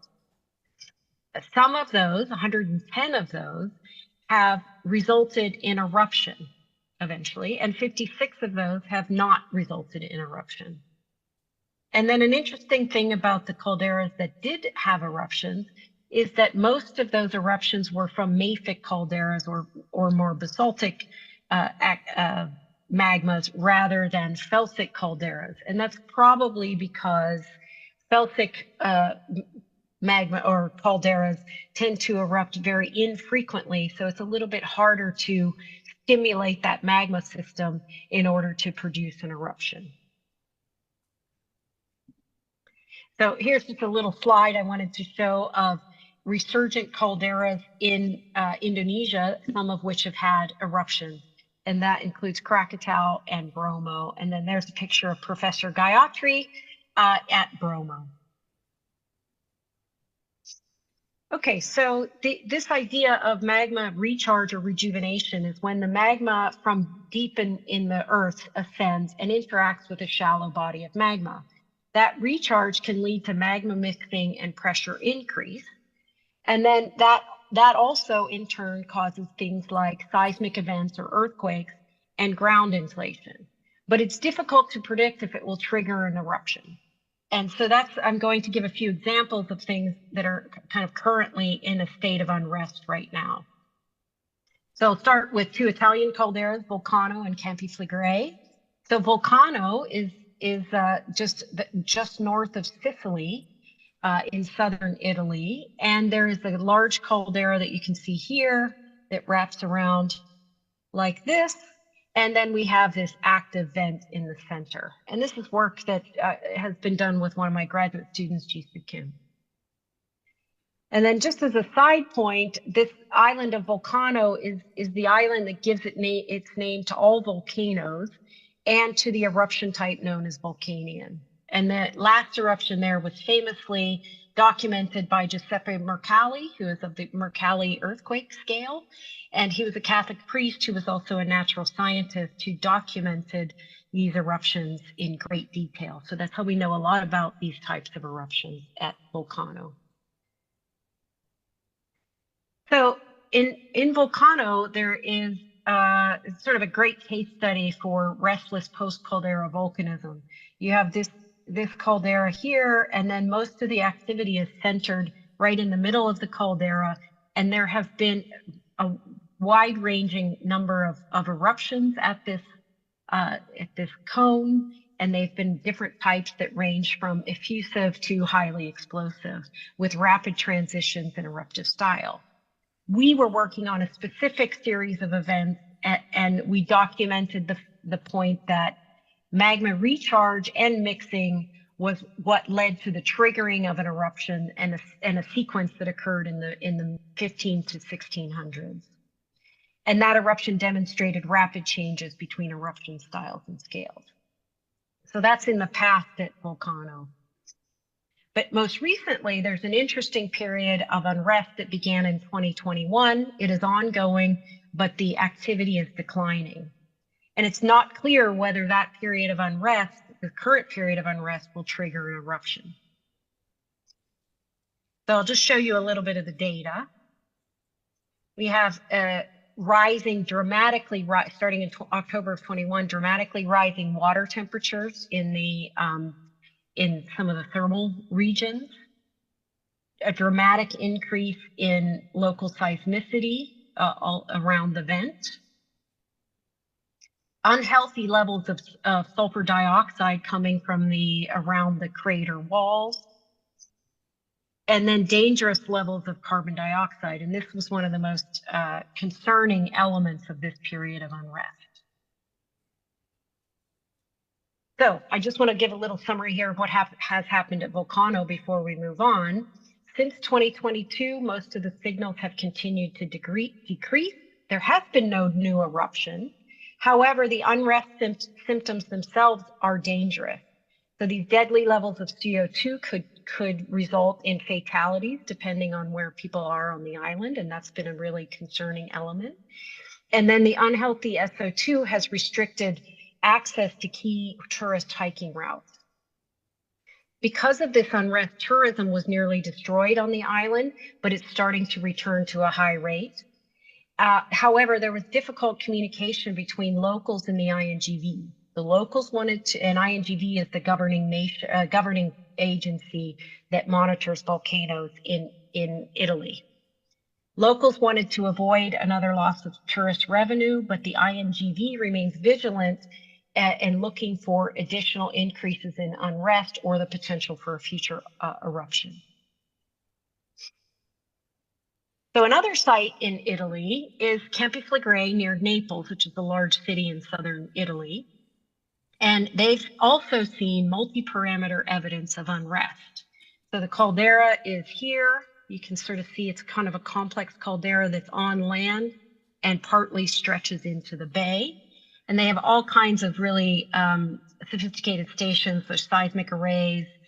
They monitor the fumaroles, tilt meters, strain meters, etc. And so they're having a concerning period of unrest now. So that concerning period of unrest started with a dramatic increase in seismicity that you can see here. So you can see this rapid increase in 2020 and continues today. This is from this month's monthly report of the INGV.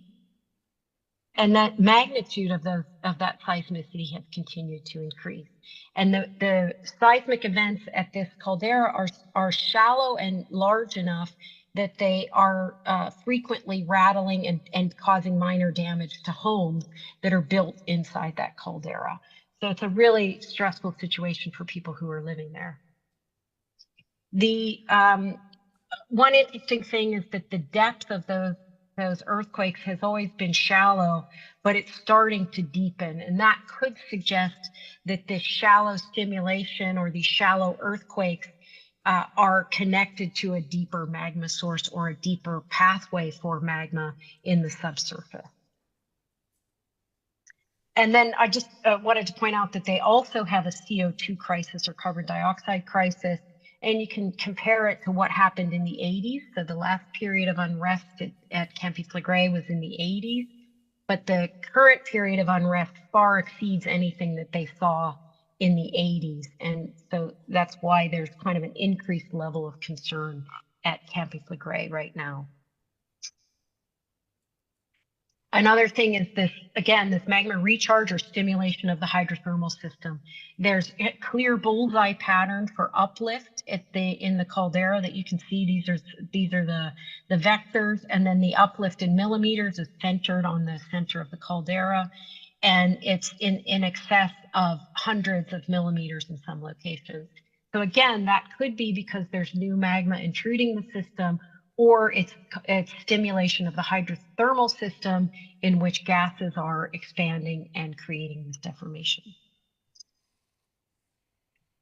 So again, a summary of what has happened. Signals continue to worry the INGV and civil protection. It is unclear if an eruption will occur. Those signals are continuing to accelerate in terms of concerning signals. Also, those unrest systems, like at Volcano, are dangerous in and of themselves. They're frightening seismicity, which is causing damage to homes, and there are increased fumarole temperatures, which are dangerous and are sort of the potential for phreatic eruption. It's the uncertainty in what's going on is making it difficult to make decisions about evacuations. And then on top of that, if an eruption were to occur, it isn't clear what type of eruption could occur. Like I said, there are concerns about phreatic eruptions, which is a hot water rock explosion. But like Volcano, there have been many different types of eruptions in the volcano's history, making it a little bit unclear what could happen. So now I'm going to move on to an example from the US that is not very far from where I am. I'm in the center of Arizona. This caldera is in New Mexico, and it is relatively young, and it's 20 kilometers in diameter. And you can see the outline here. So this caldera has an interesting eruptive history. It has had two big caldera eruptions that are known, and one was at about 1.6 million years ago and one at 1.2 million years ago, and those were on the order of 400 cubic kilometers each. So for reference, the 1991 eruption of Mount Pinatubo was 10 cubic kilometers, and that was the second largest eruption of the 20th century. So these are quite a bit larger than a Pinatubo eruption. Since the caldera formed, there has been a series of lava dome eruptions inside the caldera that happen to young in a counterclockwise direction. And then there have been a series of relatively young eruptions in the southwest corner of the caldera from an event, and they're called the East Fork member. So because of those young eruptions and the history of the Valles caldera, the caldera has been given a moderate threat ranking by the U.S. Geological Survey. And geophysical studies, Wilgis et al. 2023, for example, show us that there's a magma body below the caldera that has something like 17 to 22% melt and sits at 3 to 10 kilometers depth. There's also an active hydrothermal system, and there's some question about whether geothermal power is viable in this region. So our ongoing study here is to use the most recent eruptions to constrain the likely size of the next eruption and to characterize the magma chamber. So that's what our study is here. So we've, for example, collected many samples of these new eruptions in order to constrain the magma chamber depth and the volatile content. And so Jisoo again has done this work, and she's painstakingly looked at melt inclusions, which are these little things here, little pockets of melt captured inside crystals.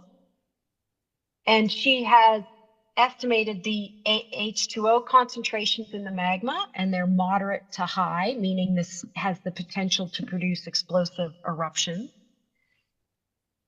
Their CO2 concentrations are high, which tend to indicate that the magma has the potential to be highly explosive. So many people think that water plus CO2 is a good combination to produce highly explosive eruptions. And then her depth of entrapment of those melt inclusions indicates that the magma chamber or the storage zone is 7 kilometers or shallower. And that's exactly consistent with the geophysical data. So that kind of helps us constrain what kind of magma body might be beneath that caldera. The other thing that we're doing there is we're trying to constrain the eruption magnitude and intensity of those youngest eruptions. So we have these big stacks of pumices everywhere that indicate a relatively large eruption. And we know that those pumices came from this vent right here, which is in the southwest or southern part of the caldera. And we're trying to quantify how large those eruptions were. So in order to do that, we take sort of detailed stratigraphy, and we make measurements, and we correlate the different units in lots of different areas around the volcano. And so then we map those thicknesses, and we map the sizes of the pumices and the sizes of the clasts in those deposits. And this is what that looks like with contours. So we have the vent here, and then we have these contours of thickness and particle size. So from that, we can say that each one of those little eruptions so far, the two that we've looked at, one is 1/2 cubic kilometer, and we got that by integrating the isopachs.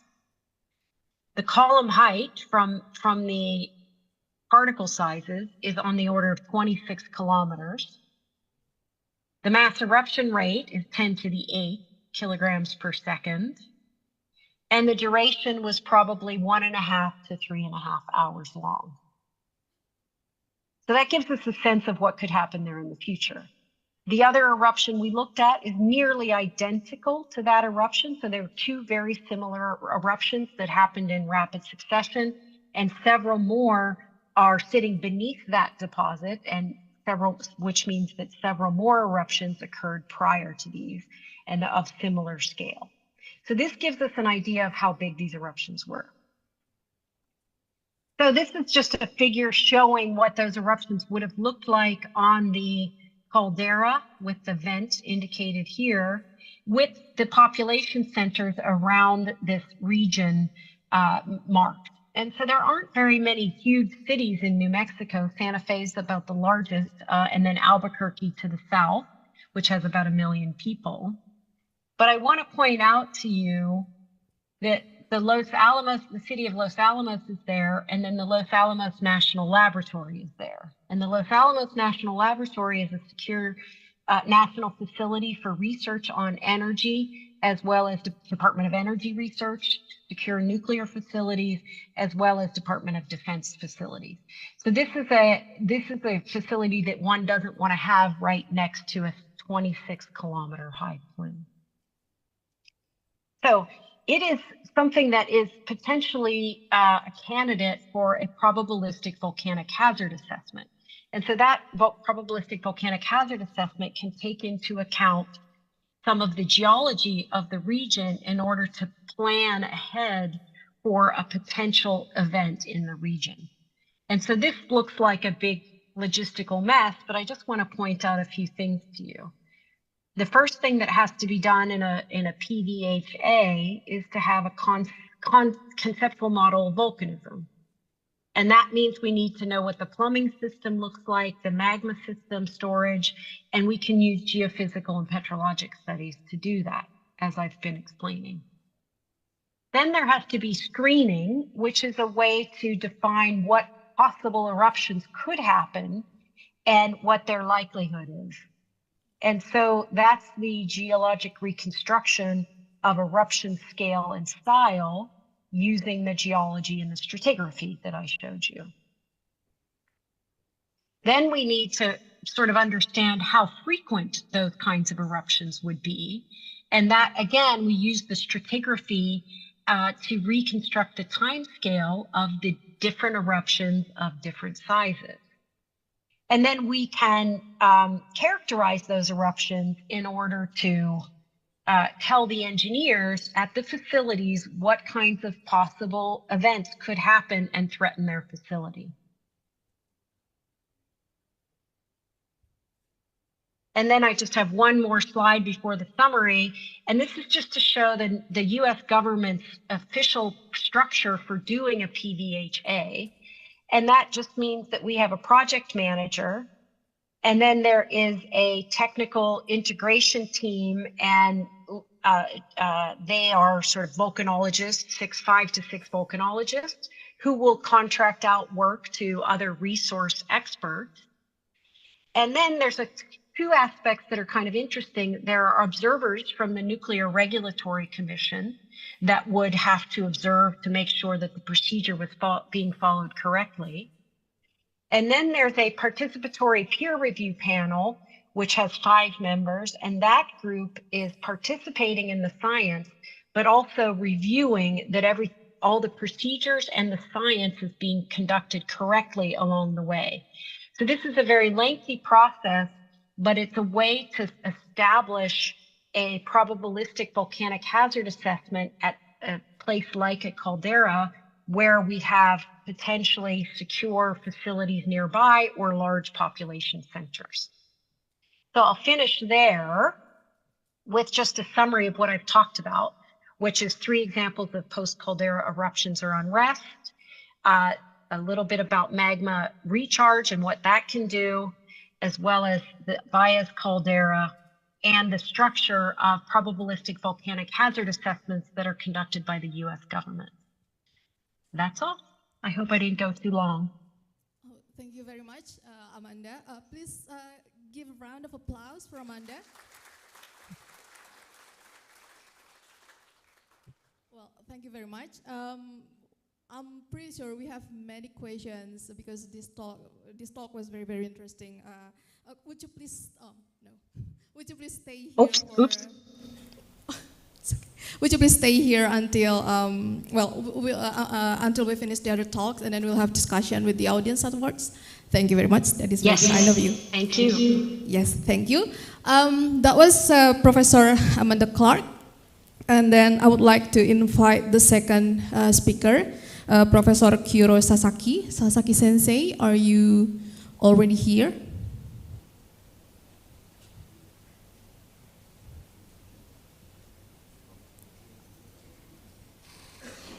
Ohayo gozaimasu.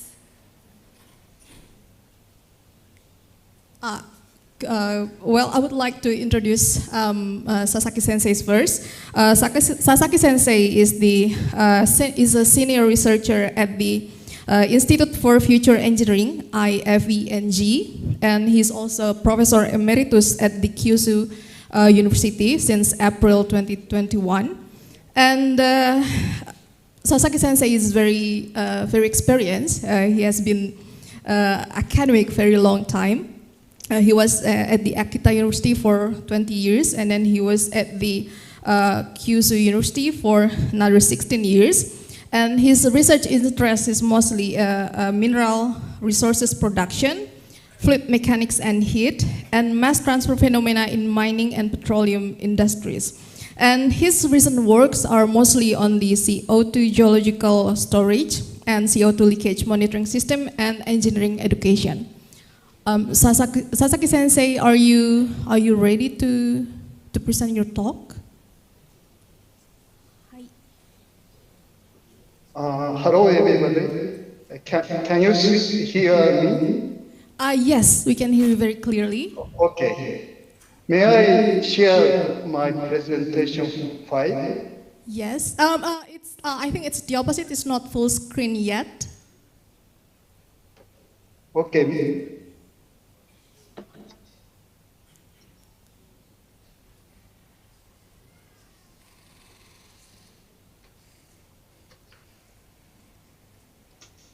Can you see my presentation? Sensei, it's still the opposite. It's the, I don't know what the English word for this, but it's not the full screen that we look at. No, not full screen? Yes, not the full screen. It's the speaker side. How to do that? Swap. That's from Zoom, right? You have to swap the screen, which you can do from the Zoom. Mada desu. Oh, not yet? Yeah, not yet. Oh. Can anybody help? Okay. I'm asking. Right side. Top right side. Suraido.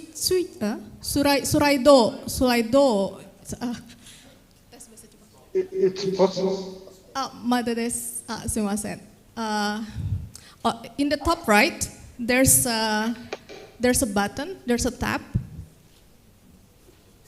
but I cannot read the kanji. Yonezu Sensei, onegai shimasu.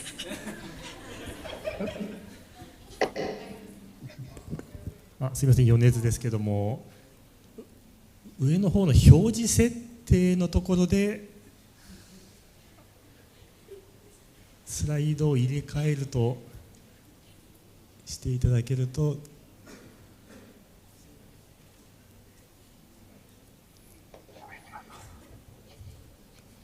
もう一度スライドショーを始めていただけますか。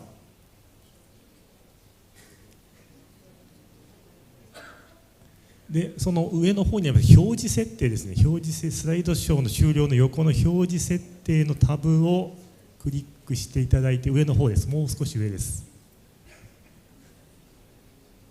表示設定ですね。それです。それをクリックしていただいて、切り替え、それ一番上のやつです。はい、映りました。ありがとうございます。すみません。Hello everybody. Hi. I'm Kyuro Sasaki, senior researcher, future engineer in Tokyo, Japan. and the Professor Emeritus Kyushu University.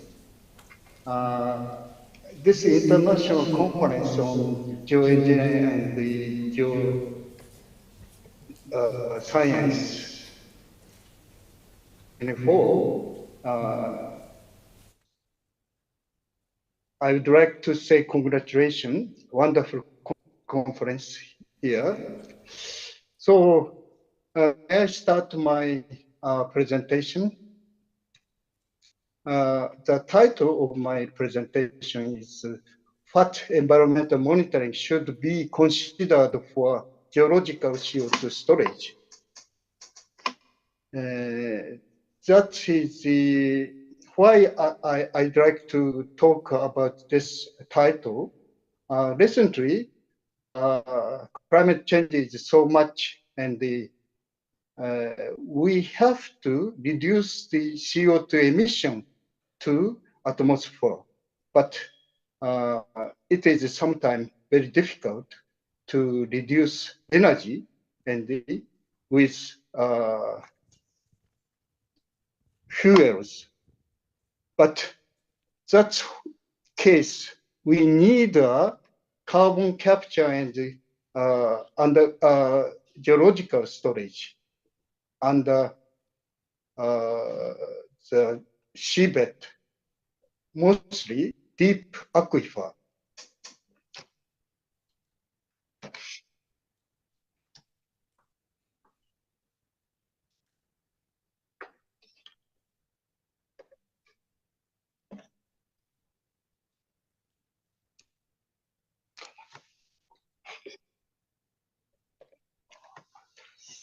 This is my talk content.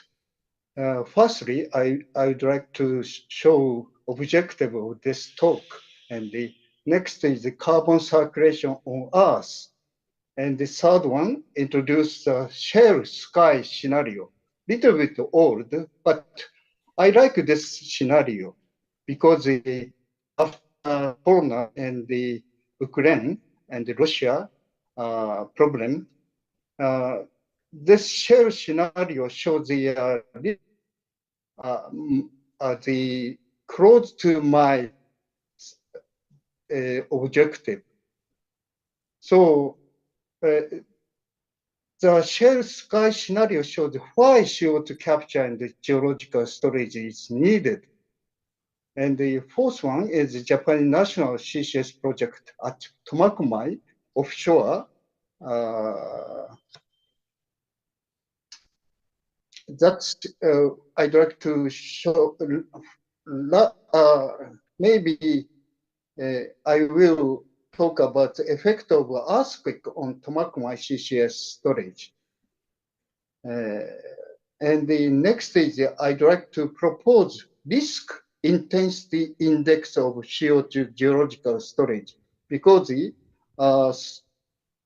almost people are very nervous about CO2 leakage. That's the how kind of the ocean monitoring or environmental monitoring is considered.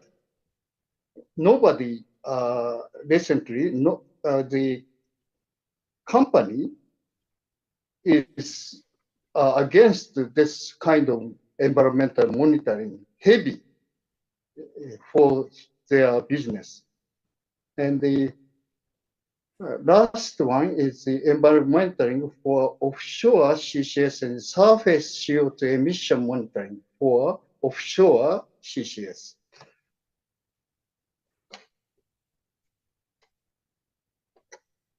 So purpose of this and the content of the study.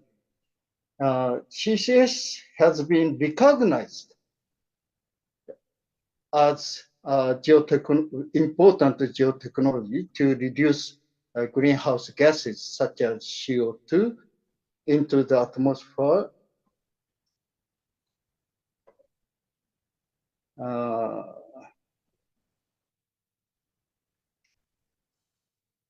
For fossil fuel combustion facilities.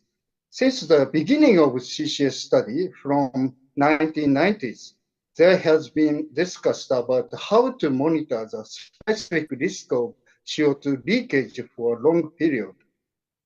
CO2 leakage by physical and geological causes were listed, but managing effective monitoring system detecting leakage is not so clear to get social acceptance.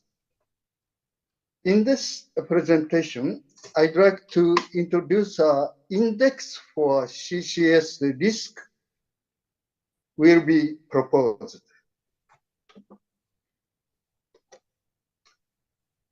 This slide shows the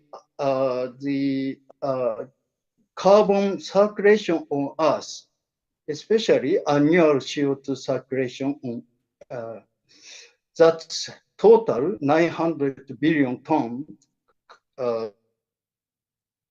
And the left side shows the absorption of CO2.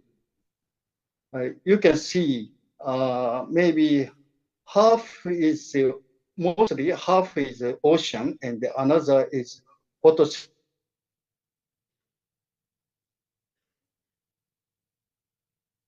Due to human activity, just 4%. And the right side is the CO2 emission to atmosphere, and from ocean is almost equal to ocean emission. And mostly I'd like to focused on soil CO2 gas flux from soil surface, because this is a huge amount of CO2 from land surface. But just emission is increasing by human activity. So 1% increase give a huge effect on climate on Earth. So that is a very important point. CO2 emission by human activity and the other natural CO2 emission is combined each other, because the increasing CO2 makes another increasing of natural CO2 emission. This is the NASA presented the atmospheric concentration of CO2 and the global temperature surface since 1880s by that is before the CO2 emission increasing. So global warming is accelerated. In Japan, this summer, 4 weeks, so hot, especially in Kyushu Island, I live, is maybe not recorded before. So we have to concentrate to stop climate change and the global warming by reducing CO2 emission. So how much CO2 emission should be reduced is the first question. Present average CO2 concentration is 410 ppm, but due to IPCC, they said maximum limit will be 450 ppm in atmospheric air. So how to stop increasing CO2 concentration? Minimum 1/3 of total CO2 emission due to human activity is maybe considered to stop CO2 to stop increasing of CO2 concentration. So that amount will be 10 gigaton CO2 gigaton annually. So recently, 2018, IPCC special report said 1.5 degrees Celsius is maximum to stop climate change. So the reducing amount becoming very strict. And this is the shell sky scenario. That's a maybe realistic scenario, I think. So now 1.4 degrees Celsius above from before industrialization. So sky scenario shows a very realistic position.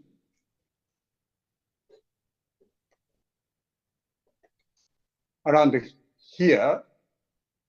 So that is the between Paris COP21 and the IPCC to 2018 report. And we need to estimate about future consumption of fuels and the renewable energy. This is the fuels, coal, oil, gas, bioenergy. So mostly coal and the oil gases reduced to 50 EJ per annually. So E is the 10, 18 power, a big number. And you can see mostly coal, oil, gas reduced to 50 EJ, and the bioenergy increases to 180. So bioenergy is very important because if we installed carbon capture unit in the biofuel, power plant, so that's becoming minus emission from maybe achieved, right? So bioenergy is very important. We have to increase the bioenergy. And this is the zero carbon energy, hydro, nuclear, wind, solar. So mostly solar energy share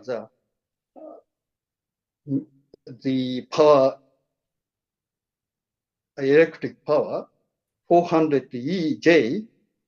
So this means solar may be important, but solar has a very changes. Fine day, very high output, but in the night or cloudy, becoming very small or zero. So we have to think about the backup energy by other energy when we depend on solar energy. So this is the primary energy consumption, and the right side is the CO2 emissions. Primary energy is increasing after present, but it's becoming constant around the 22nd century, and the CO2 emission increase, and it has a maximum around present day, then reducing, and finally minus. So this is the to prevent climate change. So this is sky scenario presented the schematic energy circulation. So to get carbon neutral, we have to carry out the CCS project. One is the direct CO2 emission from fuels. And the another important CO2 capture and storage is from bioenergy. So bioenergy has an effect of minus emission. So that's why the bioenergy plus CCS is a very important combination to contribute to reduce CO2 emission. So climate change to human activity. What effect of climate change? Or maybe damage, right? So increase large-scale natural disasters. We are very afraid of this natural disasters due to climate change. And also it gives ecosystem damage, biodiversity damage. Livelihood of people should be changed. Damage on mental health. Recently, some scientists maybe claimed about this mental health. Damage need a huge cost to recover it. So much larger than CCS and the DAC cost. DAC is the direct air capture, right? CO2 air capture. So we should invest a huge money to CCS and DAC, but that is maybe less than huge cost to recover by natural disasters. So next is Japan National Tomakomai CCS demonstration project from 2016 to 2025, next year. So this is the first Japanese national CCS demonstration project. So, and the full CCS system. Worldwide CCS commercial project in early stage, very famous project is Sleipner, Insara, and the Snowbit. So these are started 1996 and before Tomakomai project. Tomakomai is here in Hokkaido area, Hokkaido Island, and Tokyo is here. I live in Fukuoka here. So the maximum injection rate carried out in the project is 100,000 tons annually. And the cumulative injection CO2 was 300,000 tons. At present, it's stopped with this cumulative volume.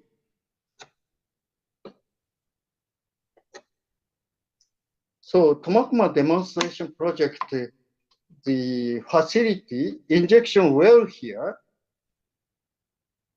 and the facilities capture plant here, and the storage area is in the port offshore area, and this is the CO2 source facility, and this oil refinery send carbon dioxide to carbon capture facility.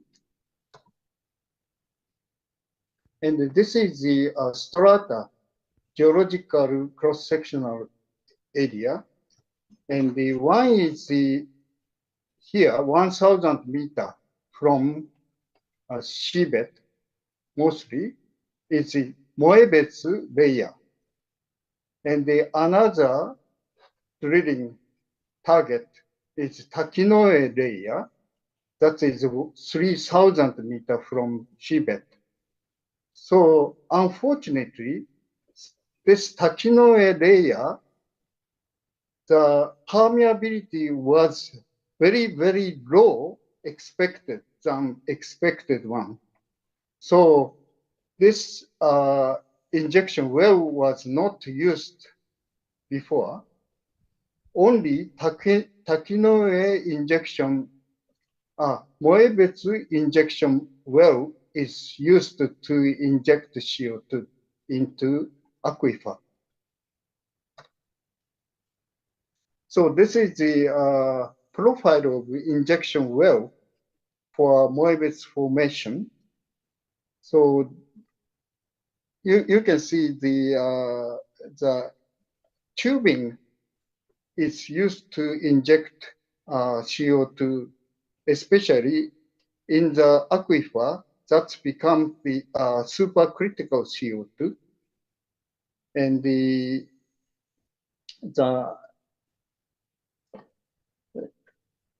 we used this one, and the important monitoring sensor was pressure and the temperature sensor installed in this injection tubing.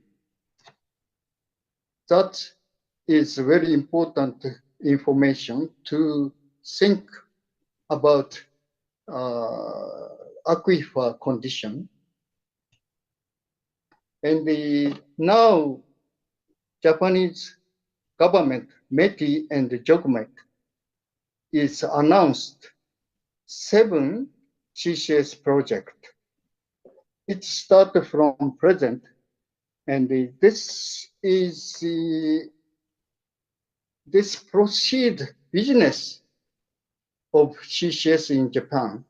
Then government requested CCS business project start from 2030, and the full scale capture and the storage to 2050. So this is the Japanese government scenario about CCS project. So that's 7 groups, and one group is studying about the exporting CO2 to Malaysia and the doing cooperative CCS project. Important is here the amount of this reducing by CO2 capture may be 120 to 240 million tons annually by 2050. But it's a very high target, higher target due to present Japanese condition. But anyway, we started commercial and the commercial CCS project, and the most other CO2 will be exported to other country. So this is a schematic development of sensors for monitoring in Tomakomai area. Target is almost 3 reservoirs in injection well and the observation wells, and the natural vibration, and next is the natural vibration and the micro earthquake and the elastic wave exploration to these 3D seismic surveys. So another third one is marine environmental monitoring.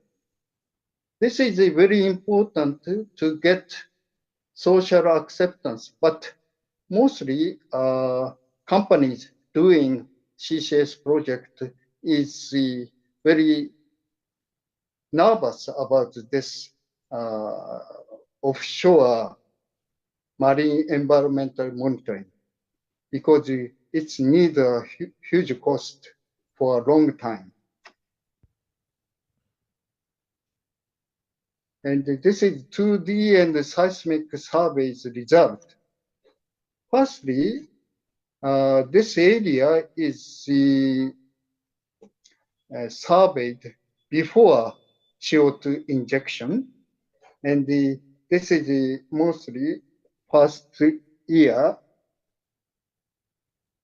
and this is 65,000 tons, 207,000 tons, and 300,000 tons, and the present, mostly present here. And this is the marine environmental monitoring, the just when this is a line of the limit of CO2 partial pressure in the seawater. If the measurement result over this line, the CCS project operator have to stop their injection. So we just set this line and the measurement at the before CO2 injection. We just establish this line for just the present situation. Then we put up to upward this line to here. Then it's becoming limit to stop CO2 injection. So this is the just the scenario, right? And mostly we had a very headache about earthquake. It happened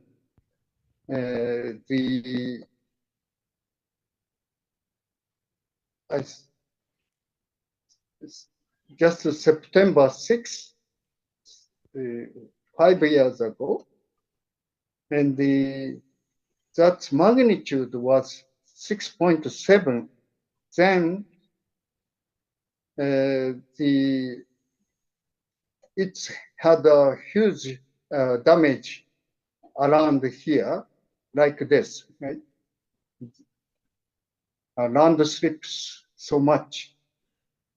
And the Tomakomai CCS site is here. So this is not so far. Just mostly people are afraid about CO2 storage, the condition.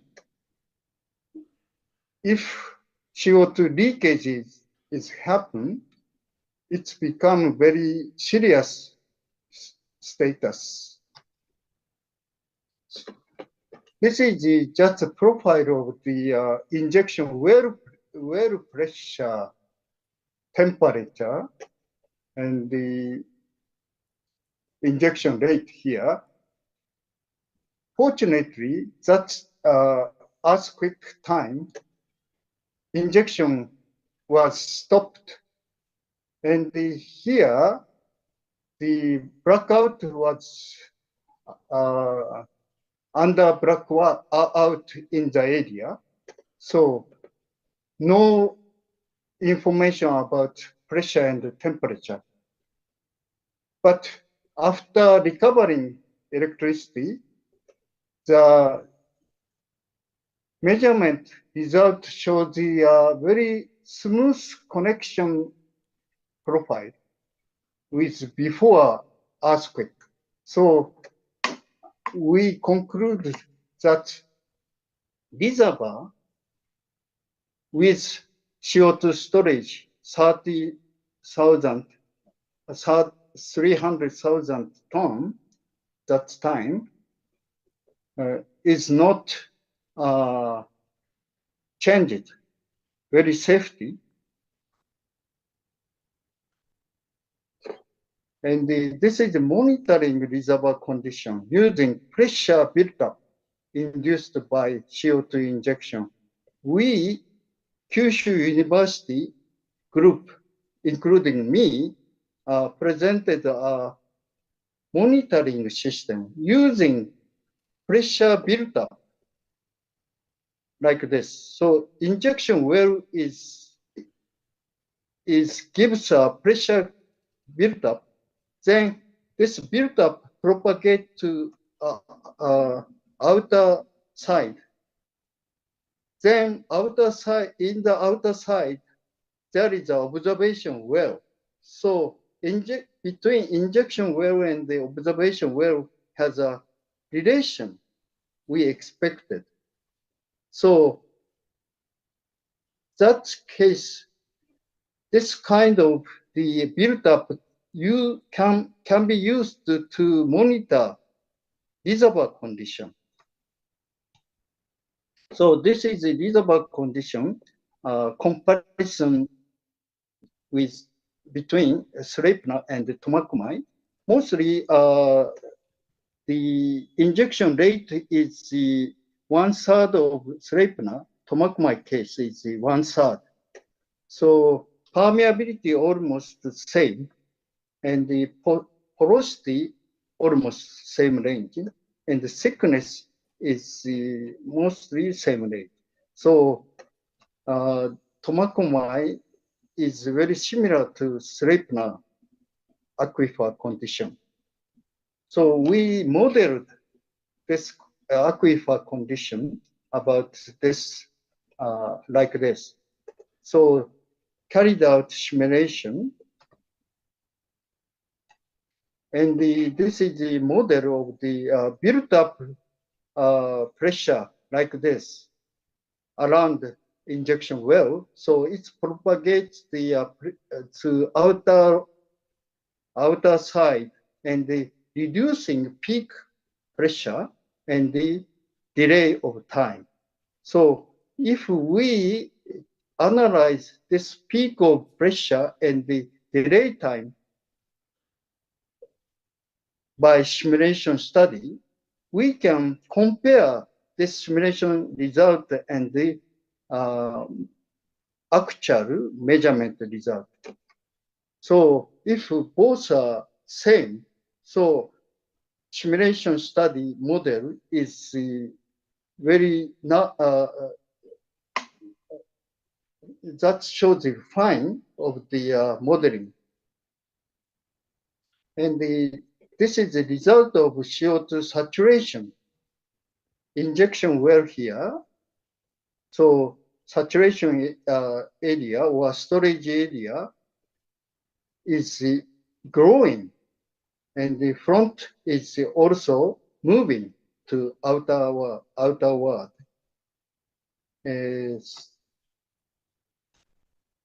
And this is we are modeling injection series.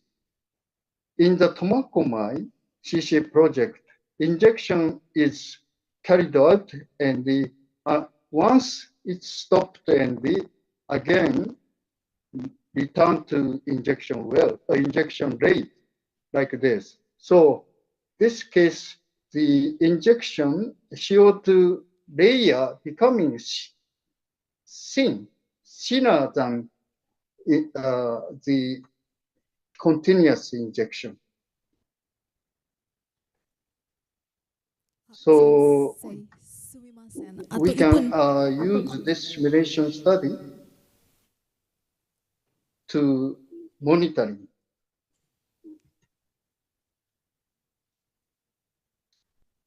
And the design with larger distance of observation well.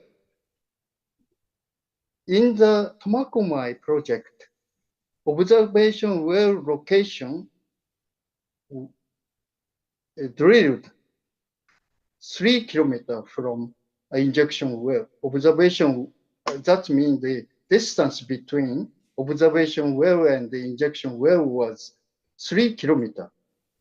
If 3 kilometers, injection observation well pressure resolution should be 1 kilopascal. So next is the offshore CCS monitoring. In the offshore CCS, CO2 leakage coming up to soil surface. But originally, soil always shows the emission to atmosphere. So we have to separate natural CO2 emission and the CO2 leakage. So we have to measure the natural soil CO2 emission, then compare with then consider the effect of CO2 leakage, flux, CO2 flux. This is the just campus field and the monitor here and the measurement. If very fine days, hot days, soil CO2 emission is very high, but after rain, it's reducing.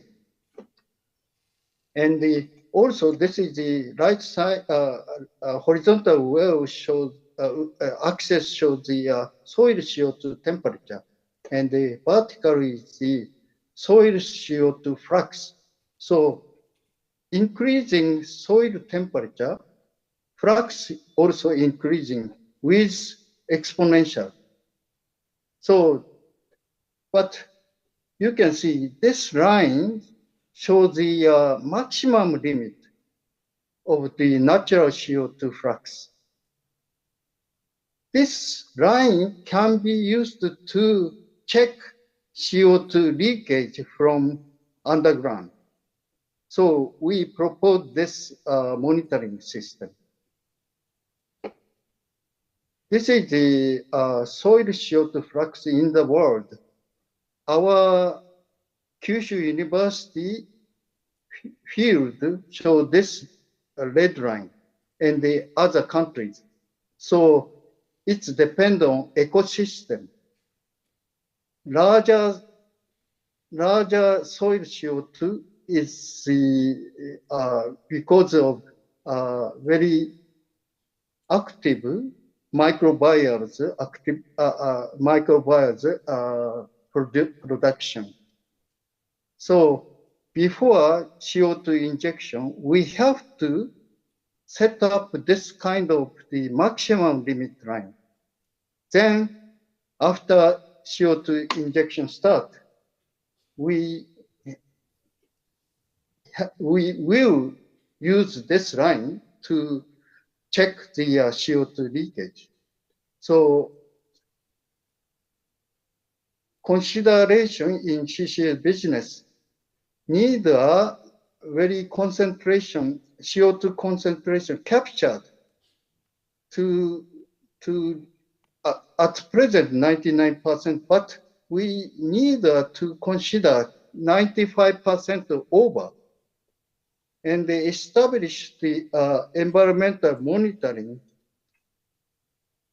after stop and the CCS operations. And we need agreement with other countries to export CO2. So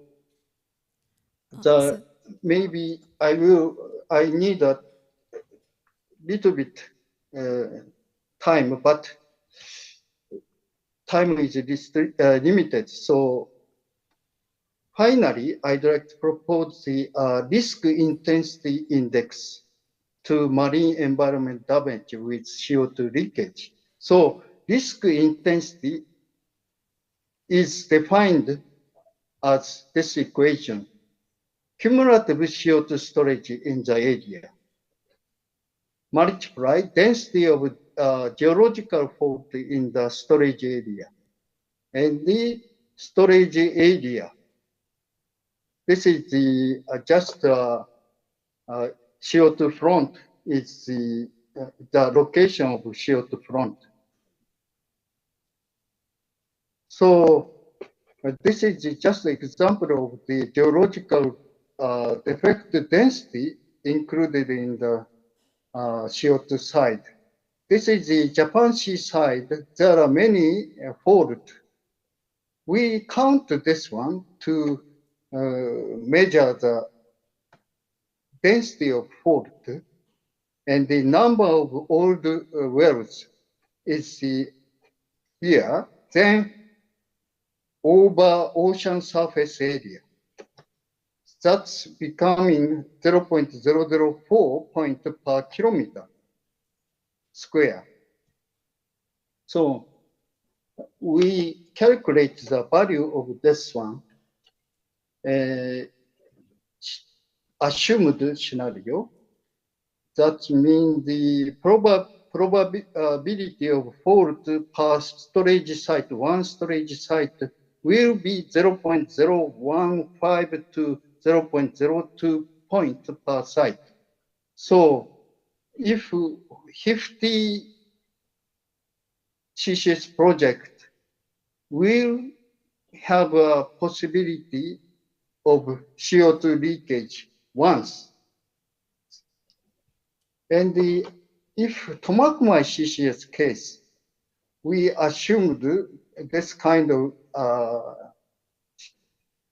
condition, storage area here, and so another assumption of commercial CCS project, its area is like this, and the 20 million ton CO2 is the cumulative one, and the risk intensity is like this.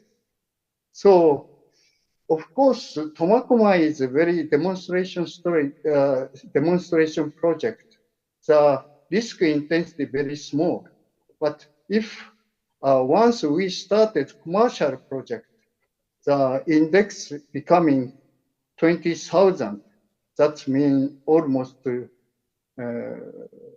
20 times larger. So risk intensity larger, then environment monitoring need many items and the longer time period of monitoring. I'd like to shift to conclusion. So in the early stage of CO2 project, CO2 leak will be caused around injection well due to pressure buildup. And maybe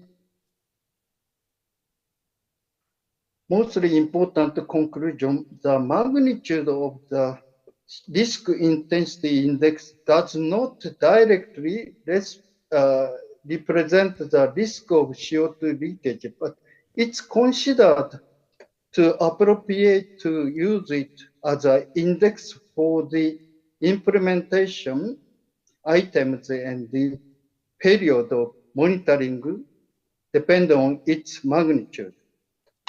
Thank you very much. Thank you very much. Please have a big round of applause for Sasaki Sensei. We will have some questions from the audience later on. Could you please stay here in the Zoom, Sasaki Sensei? I desu ka? Yeah. Arigatou gozaimasu. Sharing. Okay. Arigatou gozaimasu. I would like to invite the third speaker for today. Yonezu Sensei is already here with us. Hi, dozo. Can we have one more mic for Yonezu Sensei? Mic.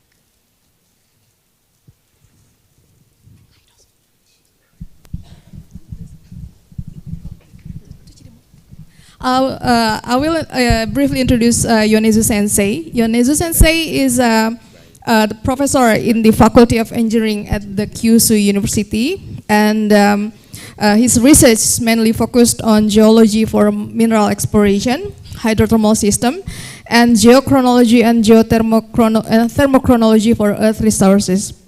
And his recent works recently include studies on the kinetics of siliceous scale deposition at the Dieng geothermal power plant in Indonesia, and the geological characteristics of various mineral deposits worldwide. And his talk today will be titled New Geochemical Analysis Opens New Insights on Geoscience Towards Mineral and Geothermal Resources Exploration and Management. Hi, Sensei, dozo. Thank you for your introduction. I'm Kotaro Yonezu from Kyushu University, and as well as in charge of AUN SeedNet in Kyushu University. Today, my talk is like this, but very last talk, so please ask me later on. There's an echo. There's an echo. Echo is stopped? Okay, good. So, and congratulations on your successful opening of this ICGoES and AUN SeedNet regional conference. So recently, I don't organize big conference by myself, but definitely you need much effort to open this kind of symposium. So I feel appreciating for you. Then pointer here. Next, probably you say next. You need to say next, and then do you, or is it? Does it work? Doesn't work. Oh. It's working.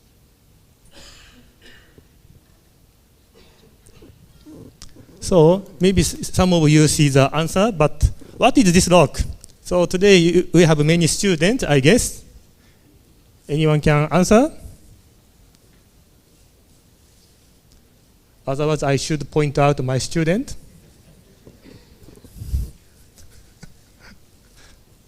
Where's my student? Do you have any answer? Maybe professor's work here is to make scared student here. So, but no time. So ST-san is. I will pass this to your student. Any answer? What? Do you want to give answer? Rock? Or any UGM student? That's fine. Oh, my student there.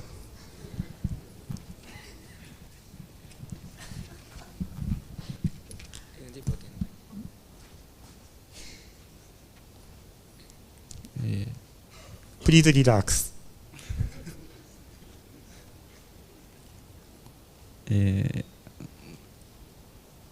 A type of altered rocks. Altered rock? Okay. A kind of. So, of course, the host rock is altered, as you said. And megascopically and microscopically, this is a banded structure, quartz calcite vein, hosted in the altered andesite. And some really bright part is gold electrum-rich bands. And some lattice texture can be observed, but still megascopically maybe okay, you can confirm, and chloroform crustiform banding you can see. So the various geoanalysis includes and begin with those megascopic and microscopic observation first. But we are maybe more curious on the sample, then we go next step. Then if we use scanning electron microprobe, SEM, then we can get the, for example, the elemental composition of the each vein or each band, and even in the mineral or other inclusion. Then in this case, this is sulfide example, and sulfide contained some of the gold and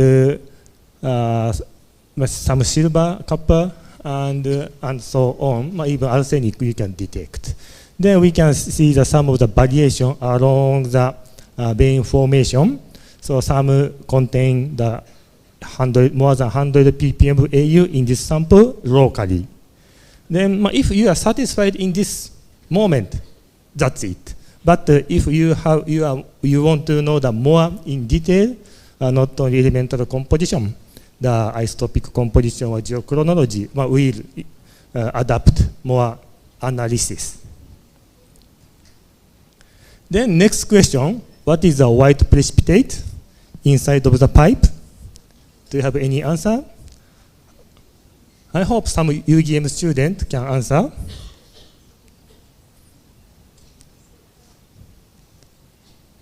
Anyone? Oh, my student, another my student can answer now.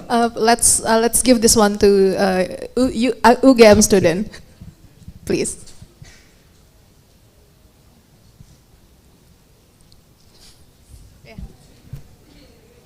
Oh, you have a microphone, very well. He's ready for it. Okay. Allow me to introduce myself. My name is Deshana Madio. I'm from Geological Engineering batch 2022. I think it's like a silica scaling in geothermal power plants. That's perfect. Big clap for him. Do you have gift? Sensei, do you have gift for him? No? Yes, this is a silica scale inside of the pipe. This is from the Japan, geothermal power plant in Japan. And yes, this is a silica scale, but megascopically just white material, and we can know this is amorphous silica. Then we can see some of the color, so we can guess what is inside in detail. Then major geochemical composition by XRF analysis shown here. So actually, the roughly only 60% is silica, and others are iron or aluminum or LOI, so water content, so still hydrous. So to get these, so very difficult to use this pointer. I don't like it. Do you want to go back? Yeah, no. Point. I cannot pointing. Oh, point. I'm not really sure. Yeah. So anyway, but especially to see the geochemical composition, we need further analysis. So if we want to know more, or if we use the technique of another way, we may get a new insight. So this is the important part. So some of the geological sample, for example, if 20 years ago we used some experiment, then if the geoscientific analytical tool advanced, we can get more useful information on mineral resource exploration or geothermal resource exploration, even use the same sample. So one thing I want to say here is to keep those samples as your archive is very important. Then if chance allows, you can get more new insight from the same sample. So here, like trace element content or isotope signature, often can be a very good indicator for certain mineralization or geothermal resource exploration, even resource management in geothermal power plant. Then today I'd like to show you one technique, that's the LICP-MS, laser ablation induced coupled plasma mass spectrometer. And this is one of the possible way to give you new insight on new geochemical information such as trace element or isotope signature. So what is LA-ICP-MS? So this method is my choice for the trace element measurement. Some used for the isotope work. Then because of its ease of use, large sample output, and low limit of detection in comparison to other analytical techniques. But this is a photo equipped in our laboratory in Japan, Kyushu University. So basically, laser ablation parts and just combined laser ablation parts and ICP-MS part. So usually we use AUN solution for ICP-MS analysis, but in this system, the laser make aerosol of solid sample. Then directly those solid particles can be introduced in the ICP-MS. So that's a good advantage.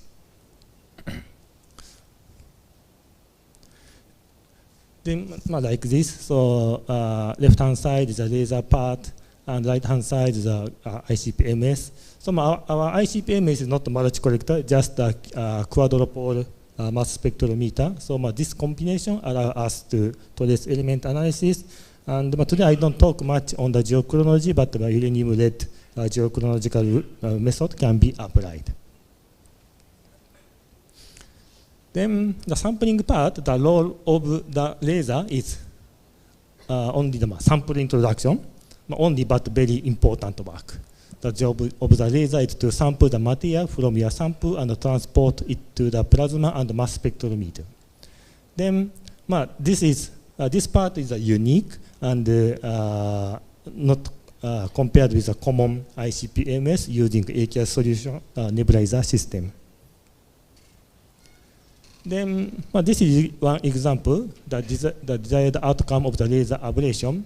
So we'll get a nice cylinder shape of the pit of the laser hitting. So plane view and cross section are shown in this slide. And we can adjust the diameter.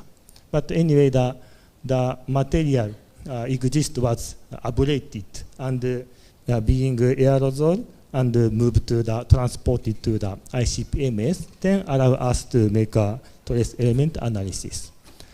Then smallest particle size, even nanometer scale or blah blah blah. Then those quality controlled by a function of the sample and inherent to the laser. So we cannot change. So the sample decides the fate of the analysis. So that is disadvantage, but mostly we cannot modify the geological actual samples. Then those lasers, the fundamental parameter of the property of the lasers. So laser source, what is a laser source? So we should select a laser source. So excimer or solid state laser. And this is the only we can select. So we cannot change the geologic sample, but according to the sample, we can modify, we can adjust the analytical conditions. Then wavelengths of the laser to 66 to the CO2 laser or even UV laser, we can have a choice. Then pulse width we can select, and majority is nanoseconds, but femtoseconds pulse laser is available now. Then in our laboratory, we have two laser systems. One is excimer laser with a wavelength of 193 nanometer and pulse intervals nanoseconds. And the other one is a solid laser. The laser wavelength is in the range of UV, so 355 nanometer, and pulse frequency is femtoseconds. That's a different type of two laser system we are equipped. Then a big difference is so if wavelength is different, the energy is different. So here I didn't show the UV laser pit photo, but if compared to 66 and 193, in case of pyrite and galena, so photo of A ablated by the longer wavelength is a bit disordered shape of, maybe difficult to say cylinder shape. But if we see the photo C, for pyrite and galena, both are beautifully cylinder shape. So if use different wavelengths, that means a different energy, and energy directly affected on the diffusion of the thermal energy.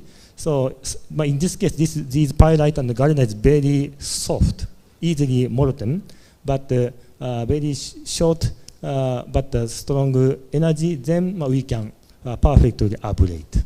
So these sampling shape may affect your data quality. So in this case, the 193 nanometer is much better than using 266 nanometer. But of course, maybe you have limited budget. Of course, we have also limited budget. So if we pursue the quality, we will be bankrupt. So we have to consider the quality or price. So if parallelly both can be attained, that's perfect. Then relatively the solid state one is easy of use, so easy operation. Then the lower one, femtosecond one, bit hard. So our laboratory uses this machine, but a bit sometimes struggling with the problem. Then price from upper to the bottom, going to expensive. Sorry, I didn't add a unit here, but this is not yen, not Indonesian rupiah, this is US dollars. So please calculate, but you can guess what's the price range. So femtosecond one, we can get potentially the best available data, but price install initial cost is high, and bit running cost is low, but still expensive. So these balance, so performance balance, and if we install like these machines, we should encourage our students to use machine and get result more. Then another advantage of LICPMS system is the sample choice and target element. So almost everything in almost anything down to concentration of almost nothing can be analyzed. That is a great advantage of this setting. Of course, some of the elements like rare gas or lighter elements cannot be measured, but almost all of them can be analyzed. Then depend on the elements, we have detection limits. So I said almost everything, but of course some sample is not available. Then we can try the adjust of the sample condition, sample and measurement condition. Then so almost any solid material is okay. So here geological engineering, so maybe working on coral, some working on the coral or horns or fossil, shells, bones, minerals and the silica scale, etc., gemstone, but that's okay. Then like these fragile foraminifera, that's okay. So with selecting the gently aberrate condition. So geological, biological, engineering materials is okay. So other stuff, maybe we have to try, but now the area of the application is expanding, so may be acceptable. This is my general detection limit.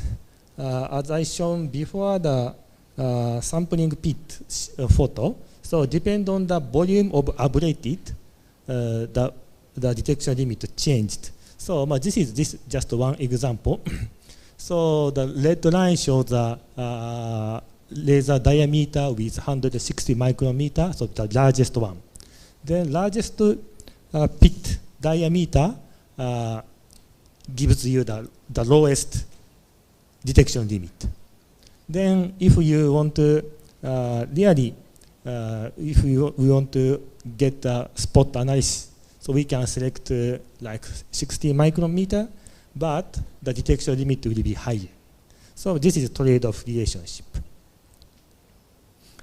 So like this, we can select the analytical condition, then we can try the best condition for the sample. So some of our students just use a routing protocol. Routing protocol is okay for machine, very safe, but that cannot be the best result. So there are under trials very important for the research. Then here summarize why we use LICP-MS, so speed, sensitivity, dynamic range, precision, blah blah blah, in situ analysis, but the expense we have to consider as well. Then why not to use LICP-MS? Then of course not the perfect way. So sometimes not as precise as microprobe or CMOS. So if really focusing on the small diameter pinpoint analysis with really low detection limit, CMOS is better. Or spot size larger than microprobe or CMOS. That is often we say disadvantage. So if EPMA you use, the micron scale is okay, but by LICP-MS, usually 15 micrometer is required. So that's a kind of disadvantage. Then more expensive or matrix sensitive technique, blah blah blah. That's disadvantage, and unfortunately sample destructive. So sometimes the archaeologists approach us, but if I ask, can I break down your important heritage? Of course they say no. So then the discussion stops. So very easy discussion. I need only 15 seconds to explain. So sample destructive. So if in geologic sample, we have to be careful on the observation first, then try LICP-MS to get much advanced data, but sample will be destructive. Then application field of the LICP-MS system is very, very wide. So most of your sample, your interest can be covered. So here I don't put any like term of the geothermal energy or something, but those are all the geology and geothermal research can be covered. Then this technique starts. The first academic scientific paper published in 1992, but since then, very quickly expanded. So recently, for the trace element analysis, sometimes they require these LICP-MS data as the same as my EPMA data. Then I have several examples using LICP-MS system. And quickly, I'd like to go through. So one is the fixed signature at the Grasberg Porphyry Kappa Gold deposit, Papua, Indonesia. So some of my students are working there before, and the latest student graduated just last March. Then first, of course, we need, before destroy your sample, we have to be careful observation. So polysection, megascopic observation first. Then we have sulfide mineralization. Then after that, we apply LICP-MS. In this case, we use this technique to detect trace element in sulfide. And another target is the gold host phase detection. So often the flotation or mineral processing, these are natural samples. Sometimes here I didn't include, but like complicated sulfide, like tetrahedrite or those series of minerals. Those can be both gangue and or minerals.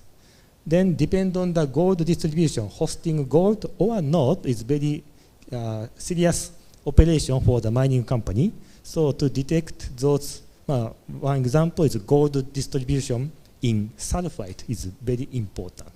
Then here, unfortunately, we could not get gold from here. So example is cobalt and nickel in this sulfide assemblage. Then we can detect in magnetite phase we have, and boundary between the sulfide and marginal zone. So gangue mineral, also we have cobalt. So that cannot be detected by the microscope, of course, or even EPM a bit difficult because of the detection limit.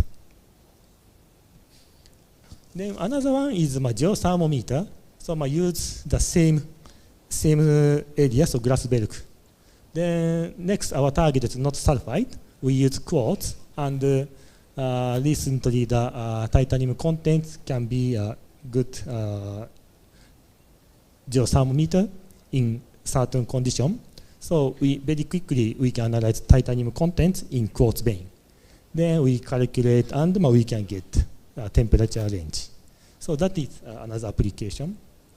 Then if this technique, so to determine titanium in aqueous phase is very difficult. So only this technique allows. So even as I mentioned before in the earlier of the slide, even using the same sample, but analytical technique advanced, then we can get wider range, wider new insight from even the same sample. The third one is fluid inclusion geochemistry. So fluid inclusion, we of course popularly we use the analyzing the homogenization temperature and salt concentration measurement. But in addition to that, using ICPMS, we can pursue the geochemistry. So this is one example from glass bulk deposit. So of course, fluid inclusion is very tiny, up to only 20 to 30 micrometer. Then, but the content is like fossil hydrothermal fluid. If we can directly measure the chemical content, that we can say the concentration of the target elements in active system. Then in this result, we got some value for AU gold, second top one. Then, but we have to increase the beam diameter. Otherwise, we cannot gain the count. So from smaller to larger, we applied. And first, the smaller one, so in 15 micrometer, the silica, sodium, iron, copper can be detected. Then we increase the diameter. Then the count intensity increased. Of course, due to the ablated volumes increased, so intensity increased, but the concentration is the same. Then next, the 35 micron. Finally, we got the peak of the gold. Then we turn to the calculate back to the concentration. So this intensity is equal to the 0.54 to 9.93 ppm of gold in fluid. So fluid was thought to be the original one when it was formed. So the direct evidence, direct information can be obtained.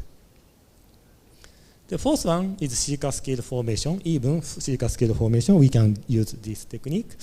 And the silica scaling. So if we notice the silica scaling in the pipeline, that's too late to deal. So we want to know the like a precursor or early stage of the formation of silica scale. So or the early formation mechanism of the silica scale. If we know that, we can have some countermeasure, or countermeasure is sometimes reagent addition, or keep the high temperature for the geothermal power plant, or several choice. Then here we immerse our test piece, metal plate, into the geothermal fluid for 5 hours or 5 days. Then even so, this is 3 days result. So if we only immerse in 3 days, we can detect some silica precipitating on the surface of test piece. Then we can try and try. Then additional work is combined with AI, artificial intelligence. So I will not talk this one, and the detailed presentation will be done by Dr. Julie from Kyushu University, as well as alumni of UGM in this early afternoon. So please, if you are interested, please join his talk. Then my take-home message is very simple. So new insight, open new science and future science. So even the same sample, but new technology allow us for you to get new information. Then from the new information, the applicability is up to you. So you can expand mineral resource exploration or geothermal resource exploration, totally up to you. Then bit I want to talk about this for the faculty member participation. So yeah, AUN-SeedNet, as already informed in the early morning session, that now the not shrinking, but going to transit new next phase. Then, but for us, that we have a strong network already. So when the AUN-SeedNet started, so I joined that day. The year is the year for me to join the laboratory. So I'm very sympathize AUN-SeedNet, parallelly grown. Then the JICA and the JST started a new program called the Network to Exchange United Strengths for Stronger Partnership, they call it Nexus, between Japan and ASEAN countries. Then the first year application actually finished. So unfortunately, the short notice, so I communicate with the only limited network members, and I made a proposal as a preliminary start. But from next year, the maybe called for December this year. So in this occasion, I'd like to discuss with the faculty member from network universities. Then my budget scale is 7 million yen per year, and not big, but so mainly short exchange, short mobility of students and young faculty members. So here somewhere in the middle in the eligibility, so 40 years old and under. So if still young staff, you can use this scheme. Then the important part is application should be made by the Japanese host organization. That is me. So I have to talk with you and create a scheme for this program. Then so next call will be in the maybe January to maybe December this year, and screening. Then program start April or May in next year for 1 year. So if you are interested to send your student or your younger staff to Japan with short period, maybe 1 month or 2 months maximum, because the budget is only 7 million yen and the maximum participants is 15. So you can calculate per person how much. Then last but not least, please do not forget about Kyushu University as a choice of your further study in graduate school. So university support is small, but you can apply scholarship from MEXT, our government, or even your government, LPDP. That's fine for us. So please, if you are interested in the global working or international collaboration, please feel free to contact me. Terima kasih. Terima kasih banyak. Thank you very much, Yonezu Sensei. Okay, we have few minutes for before lunch starts. That sounds great. I would like to open this chance for questions and answers to the panelists. Can we have Professor Amanda Clark and Professor Sasaki in the screen, both of them? Is it possible to do that? Okay, while we're waiting, I will open the question to the floor. If you have any questions, just raise your hand, and I think somebody will approach you with the mic.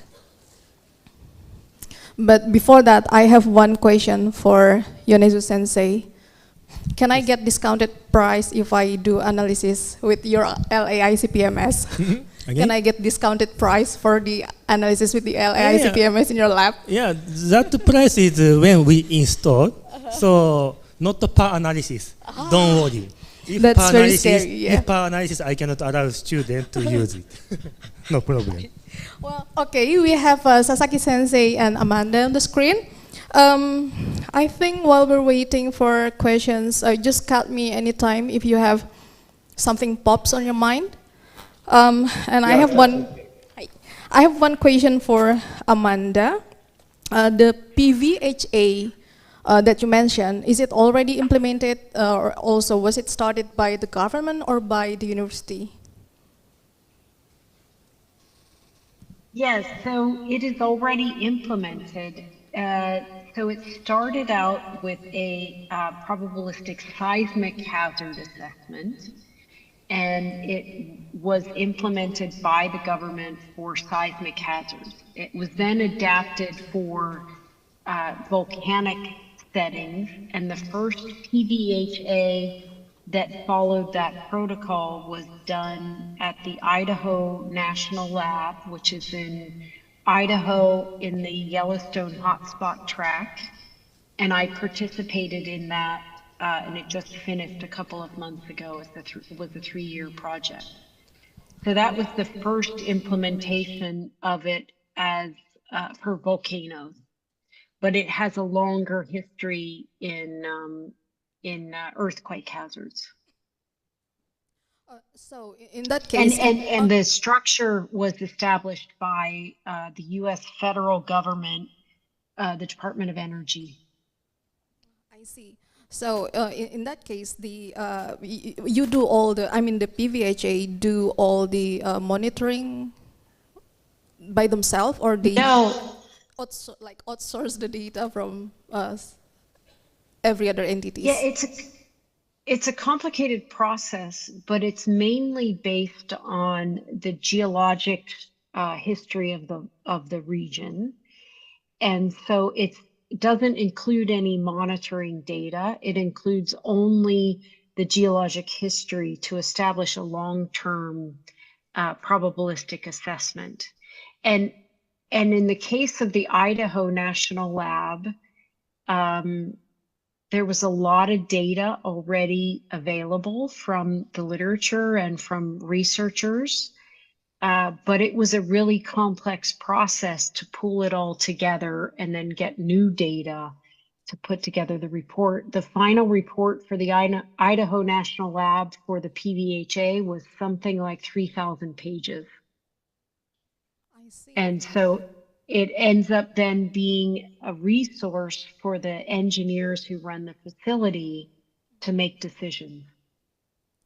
I see. It's something really good, but it needs to be started by the government, I think, to have it going. It's it's an extremely regimented structure that follows federal law, and there's a lot of oversight in the process. Thank you very much. Okay. Again, as I say, thank you, Amanda. If you have any question, just cut us at any time. Just raise your hand. And hi, Saiju-san, dozo. Can we have a microphone to Saiju? I'm sorry, Saifuddin, sorry.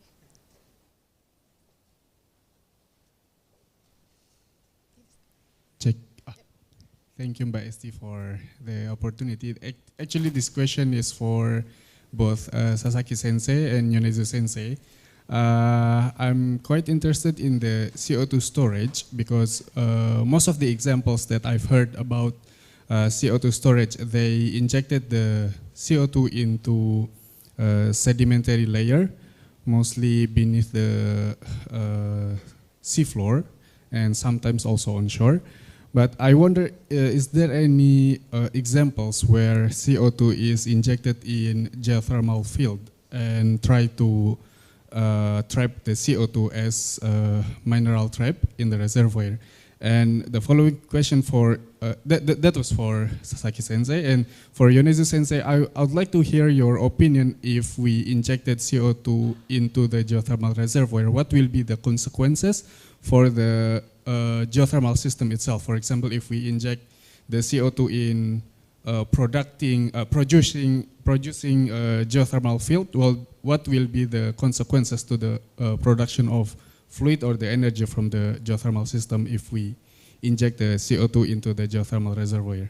Thank you very much. Thank you very much, Dr. Saifuddin. Sasaki Sensei, well, actually, if I may add one more question, what is the volcanic rocks for the Takinoue formation?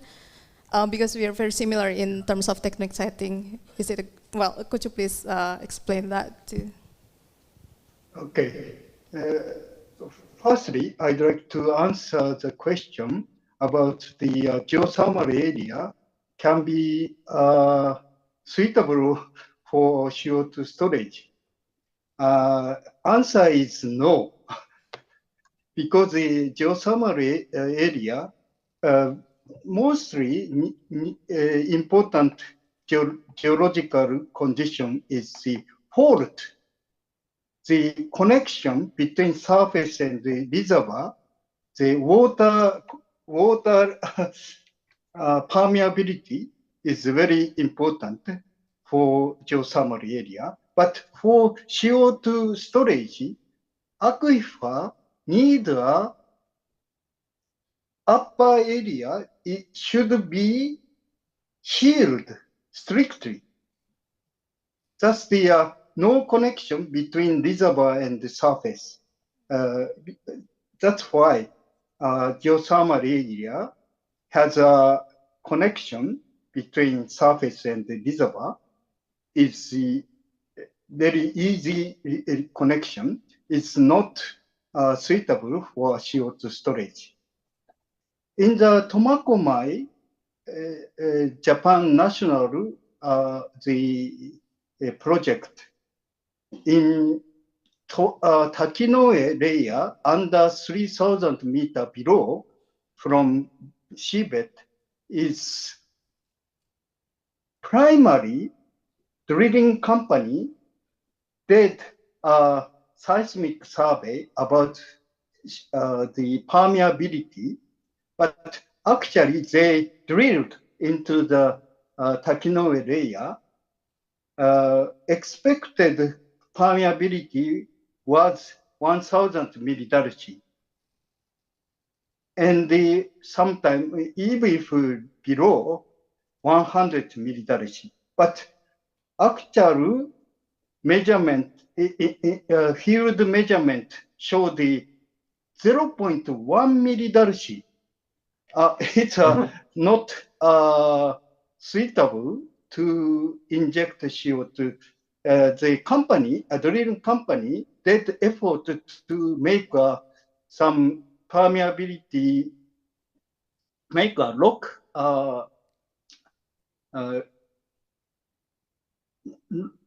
property change by some chemical, the method, but it was failed to make better permeability condition. Thus, there is a another risk to do CO2 injection is the permeability unstable. That permeability is better, is mostly important, but shield layer also needed to prevent CO2 leakage. Thank you very much. So I think what important is leakage, and we also have a clue from Sasaki Sensei that it is not safe to do CO2 injection in the geothermal field. Do you want to add anything to Dr. Saifuddin questions? Yeah, Sensei? I don't agree to do that. If I'm a committee member in the national committee member to check the CO2 project. For using geothermal system for storage, somehow similar to Sasaki Sensei's opinion, if open system a bit risky, but in opposite side, we have more capability to storage as a mineral. So, still some case it's okay. So, but bit different case. But maybe last year you joined Chinetsu in Japan. Then the government intensively use CO2 as a fluid media for the geothermal power generation. For those, another usage in geothermal resource is okay. And for the mineral trap in geological formation, I feel mafic layer, even volcanic, that's more capable as a stock of the carbonate. Yeah, I agree, Professor Yonetsu. But the mineralization sometimes create lower because it including the volume and the make lower permeability of the reservoir. So if that case, the mineralization, make some difficulty to inject more CO2 injection into aquifer or into reservoir. So that case very fine technology about injection and the mineralization, both proceeded. Thank you. Hi, thank you very much, Sasaki Sensei. We still have a little bit more. I'm still waiting for if there's any question from the audience.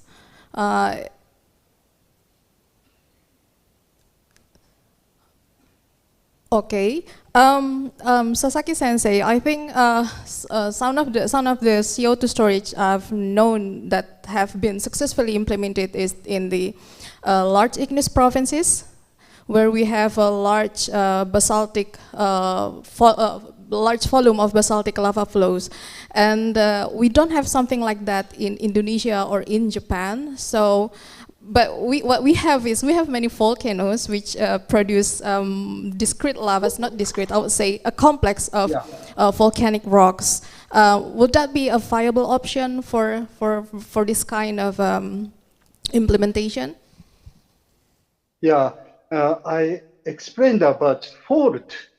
In Japan, many faults, offshore faults are existing. So some people say no place to do CO2 storage. But I'm suggesting that to find 100-kilometer safety geological condition with 100 kilometer. Then they do drilling and they check the permeability, sealing condition. Then start the project. So 100 kilometer very safety area may be requested to do CO2 storage. Thank you. Hi, thank you very much, Sasaki Sensei. I have one more question. I want to go back to Amanda.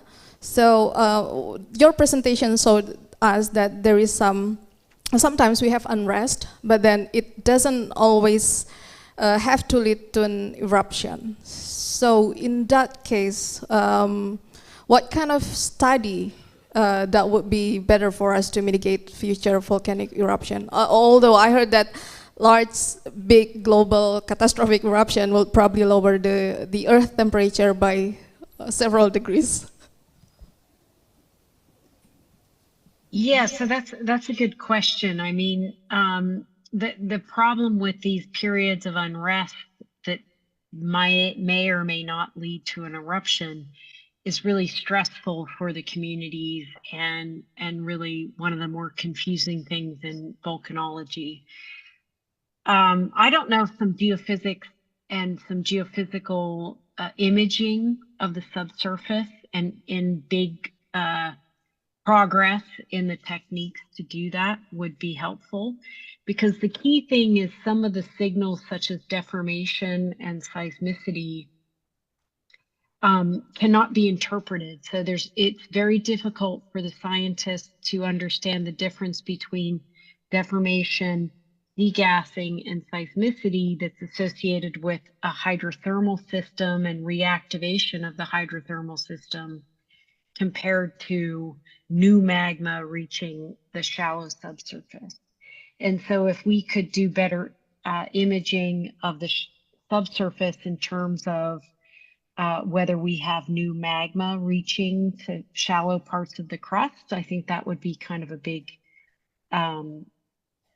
leap in this regard. So yeah, it's kind of complex because these caldera systems tend to become quite active and then nothing happens and they go to sleep again. And that's not typical for other kinds of volcanoes. And so, yeah, I guess my simple answer is that we need better imaging of the subsurface using geophysical techniques. Yes, I think so. But yeah, I think we need better imaging, that's for sure. And also, we learned from Yonezu Sensei that with this very fancy instrument that you have now, we have the ability to do more detailed analysis on rock samples, right? And in that case, did you, other than the Grasberg ones, did you also analyze the silica scaling? Did you find any trace element still there or not at all? So any solid is okay. So any rock or silica scale. I haven't tried by myself for the minifera, but volcanic glass history we tried and successfully we got the early pattern and published data. So many applicability. Yeah, so please consult with me or Dr. Julie. Then we can advise or suggest something. Yeah. Well, it is 6 minutes before 12. That is lunchtime. One last chance for the audience, for the students, for the questions.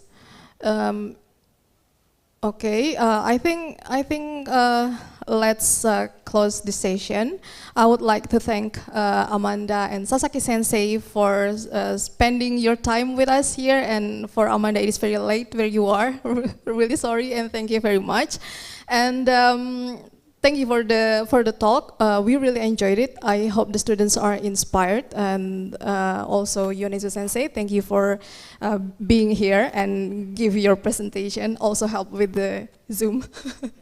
I think that's all. Thank you very much. So this concludes the plenary session on the first day of ICGoES and ICGoE. We thank you all. Also, for the registered participants, you will have lunch. It's also in the 3rd floor. If you go a little bit to the north, you will find where it is. And please come back again by 1, because at 1 p.m. we'll have parallel sessions in this room and in 3 other rooms, also in the same floor. Again, thank you very much for your time. Terima kasih banyak. Selamat siang. Terima kasih. Also, big round of applause for the speakers. Thank you very much. Terima kasih. Selamat Terima kasih Sasaki Sensei. Terima kasih Amanda. I wish I could have my Indonesian lunch. I miss Please the come. food. We'll wait. Yes, next time I'll be there. Terima kasih. Thank you very much. I really enjoy. Good night.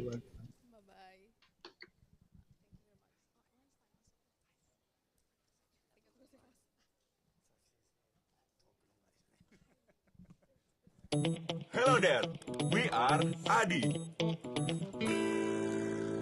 And we are more than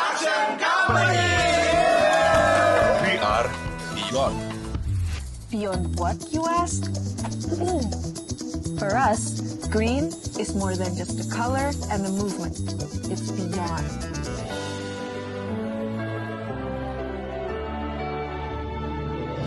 It's a commitment to further invest in ESG and surely to reduce carbon emissions from our breakthrough. It's planting not just that small tree.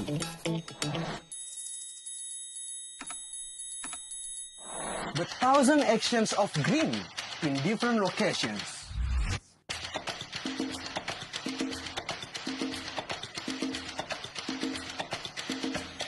Amazing, right? Yes, we are Adi and we are beyond.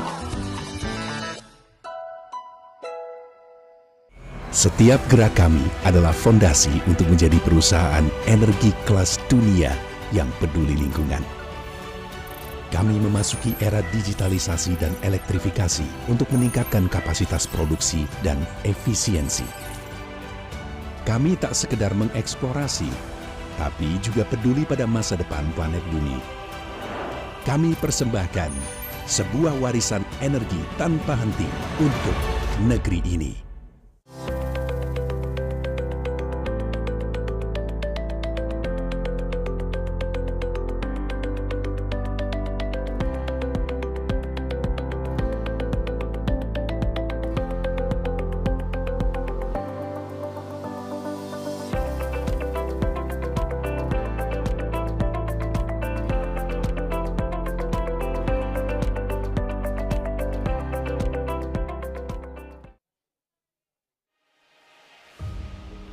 Setiap hari, kita butuh energi.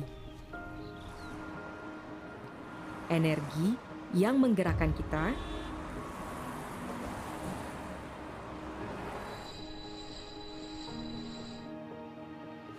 energi yang menghasilkan kebaikan, energi untuk terus berkarya dan berinovasi.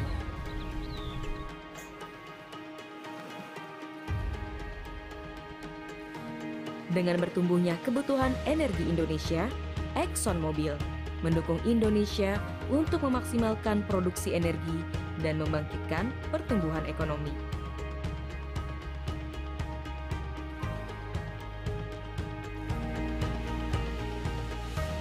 Kami memproduksi energi dan mengantarkannya ke berbagai penjuru negeri.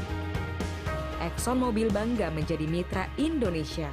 Bersama Indonesia, kita mengembangkan minyak dan gas bumi dan berkontribusi kepada perkembangan negeri selama lebih dari 124 tahun.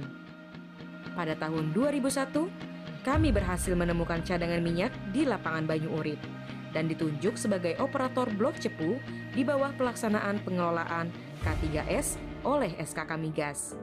Hingga tahun 2022, blok cepu telah menghasilkan produksi kumulatif lebih dari 550 juta barel. Saat ini, blok cepu menjadi salah satu produsen minyak terbesar di Indonesia. Ini adalah perwujudan komitmen kami, guna memenuhi kebutuhan energi nasional dari sektor hulu migas. ExxonMobil juga hadir melumasi mobilitas masyarakat Indonesia dengan menyediakan berbagai produk seperti BBM berkualitas tinggi, produk pelumas, dan petrokimia berkualitas yang bermanfaat bagi kehidupan kita setiap hari. Tidak hanya itu, ExxonMobil juga mendukung program pemberdayaan masyarakat yang berfokus pada kesehatan, pendidikan, dan pengembangan ekonomi. Program kesehatan ExxonMobil dilandasi keyakinan bahwa kesehatan yang baik dapat membuka peluang, memunculkan prestasi, dan tumbuh kembang yang optimal. Selain itu, kami percaya pendidikan merupakan penggerak kemajuan bangsa. Kami terus mendukung program pendidikan yang membantu efektivitas proses belajar mengajar. Program pendidikan kami menyentuh para guru sekaligus peserta didik. Di bidang pengembangan ekonomi, berbagai program berfokus pada peningkatan kesejahteraan masyarakat. Di antaranya, kami mengembangkan program biogas sebagai energi alternatif guna mewujudkan desa mandiri energi. Efek berganda program ini bermanfaat bagi perekonomian keluarga. ExxonMobil di Indonesia berkomitmen untuk terus mendukung pertumbuhan ekonomi Indonesia dan tercapainya masa depan rendah karbon di Indonesia, dan juga turut berkontribusi langsung bagi masyarakat Indonesia. Bersama, kita bisa wujudkan masa depan yang lebih cerah dan beragam inovasi agar kita bisa terus menikmati energi penuh harapan. Inilah energi ExxonMobil, dari Indonesia untuk Indonesia. Embracing opportunities, nurturing hopes. We are undoubtedly part of it. Managing all the untapped potentials, preserving them, and turning them into compounded effects as a heritage for the future. We are an inseparable part of this country, Indonesia. A nation built on noble culture and the spirit of mutual cooperation.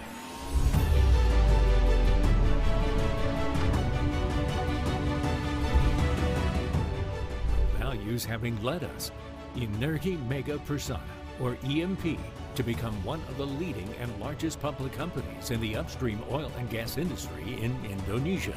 With the expertise we possess, coupled with innovative application of modern technology, EMP is now a primary supplier of the national energy needs, especially in Java, Sumatra, and Sulawesi. Starting our business over 2 decades ago, the pace of EMP has been unstoppable, successfully managing 13 exploration and production operational areas.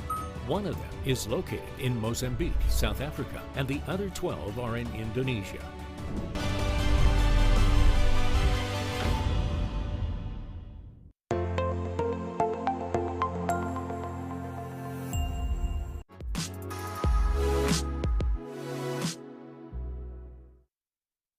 Indonesia lies in the convergence among 3 tectonic plates. This motherland is blessed with an amazing geological landscape, located along the string of volcanoes known as Ring of Fire, making Indonesia admired for its earth resources, yet anticipated for its geological disaster threats. Learning the characteristics of Indonesia's geological resources and hazards need to be supported with competent basic geological knowledge. Universitas Gadjah Mada Yogyakarta, through Department of Geological Engineering since its early establishment as an education and research media, study on structure, composition up to physical properties of this motherland, even the world. Established since August 1959, becoming part of Faculty of Engineering Universitas Gadjah Mada, Department of Geological Engineering has been one of the windows of education which contributes to create this country's best researchers and geologists. Carrying on the vision to become a leading center in applied geology, Geological Engineering UGM provides learnings, researches, and international qualification lecturers. Located in the complex of Faculty of Engineering Universitas Gadjah Mada, this campus is supported with comprehensive and modern education facilities.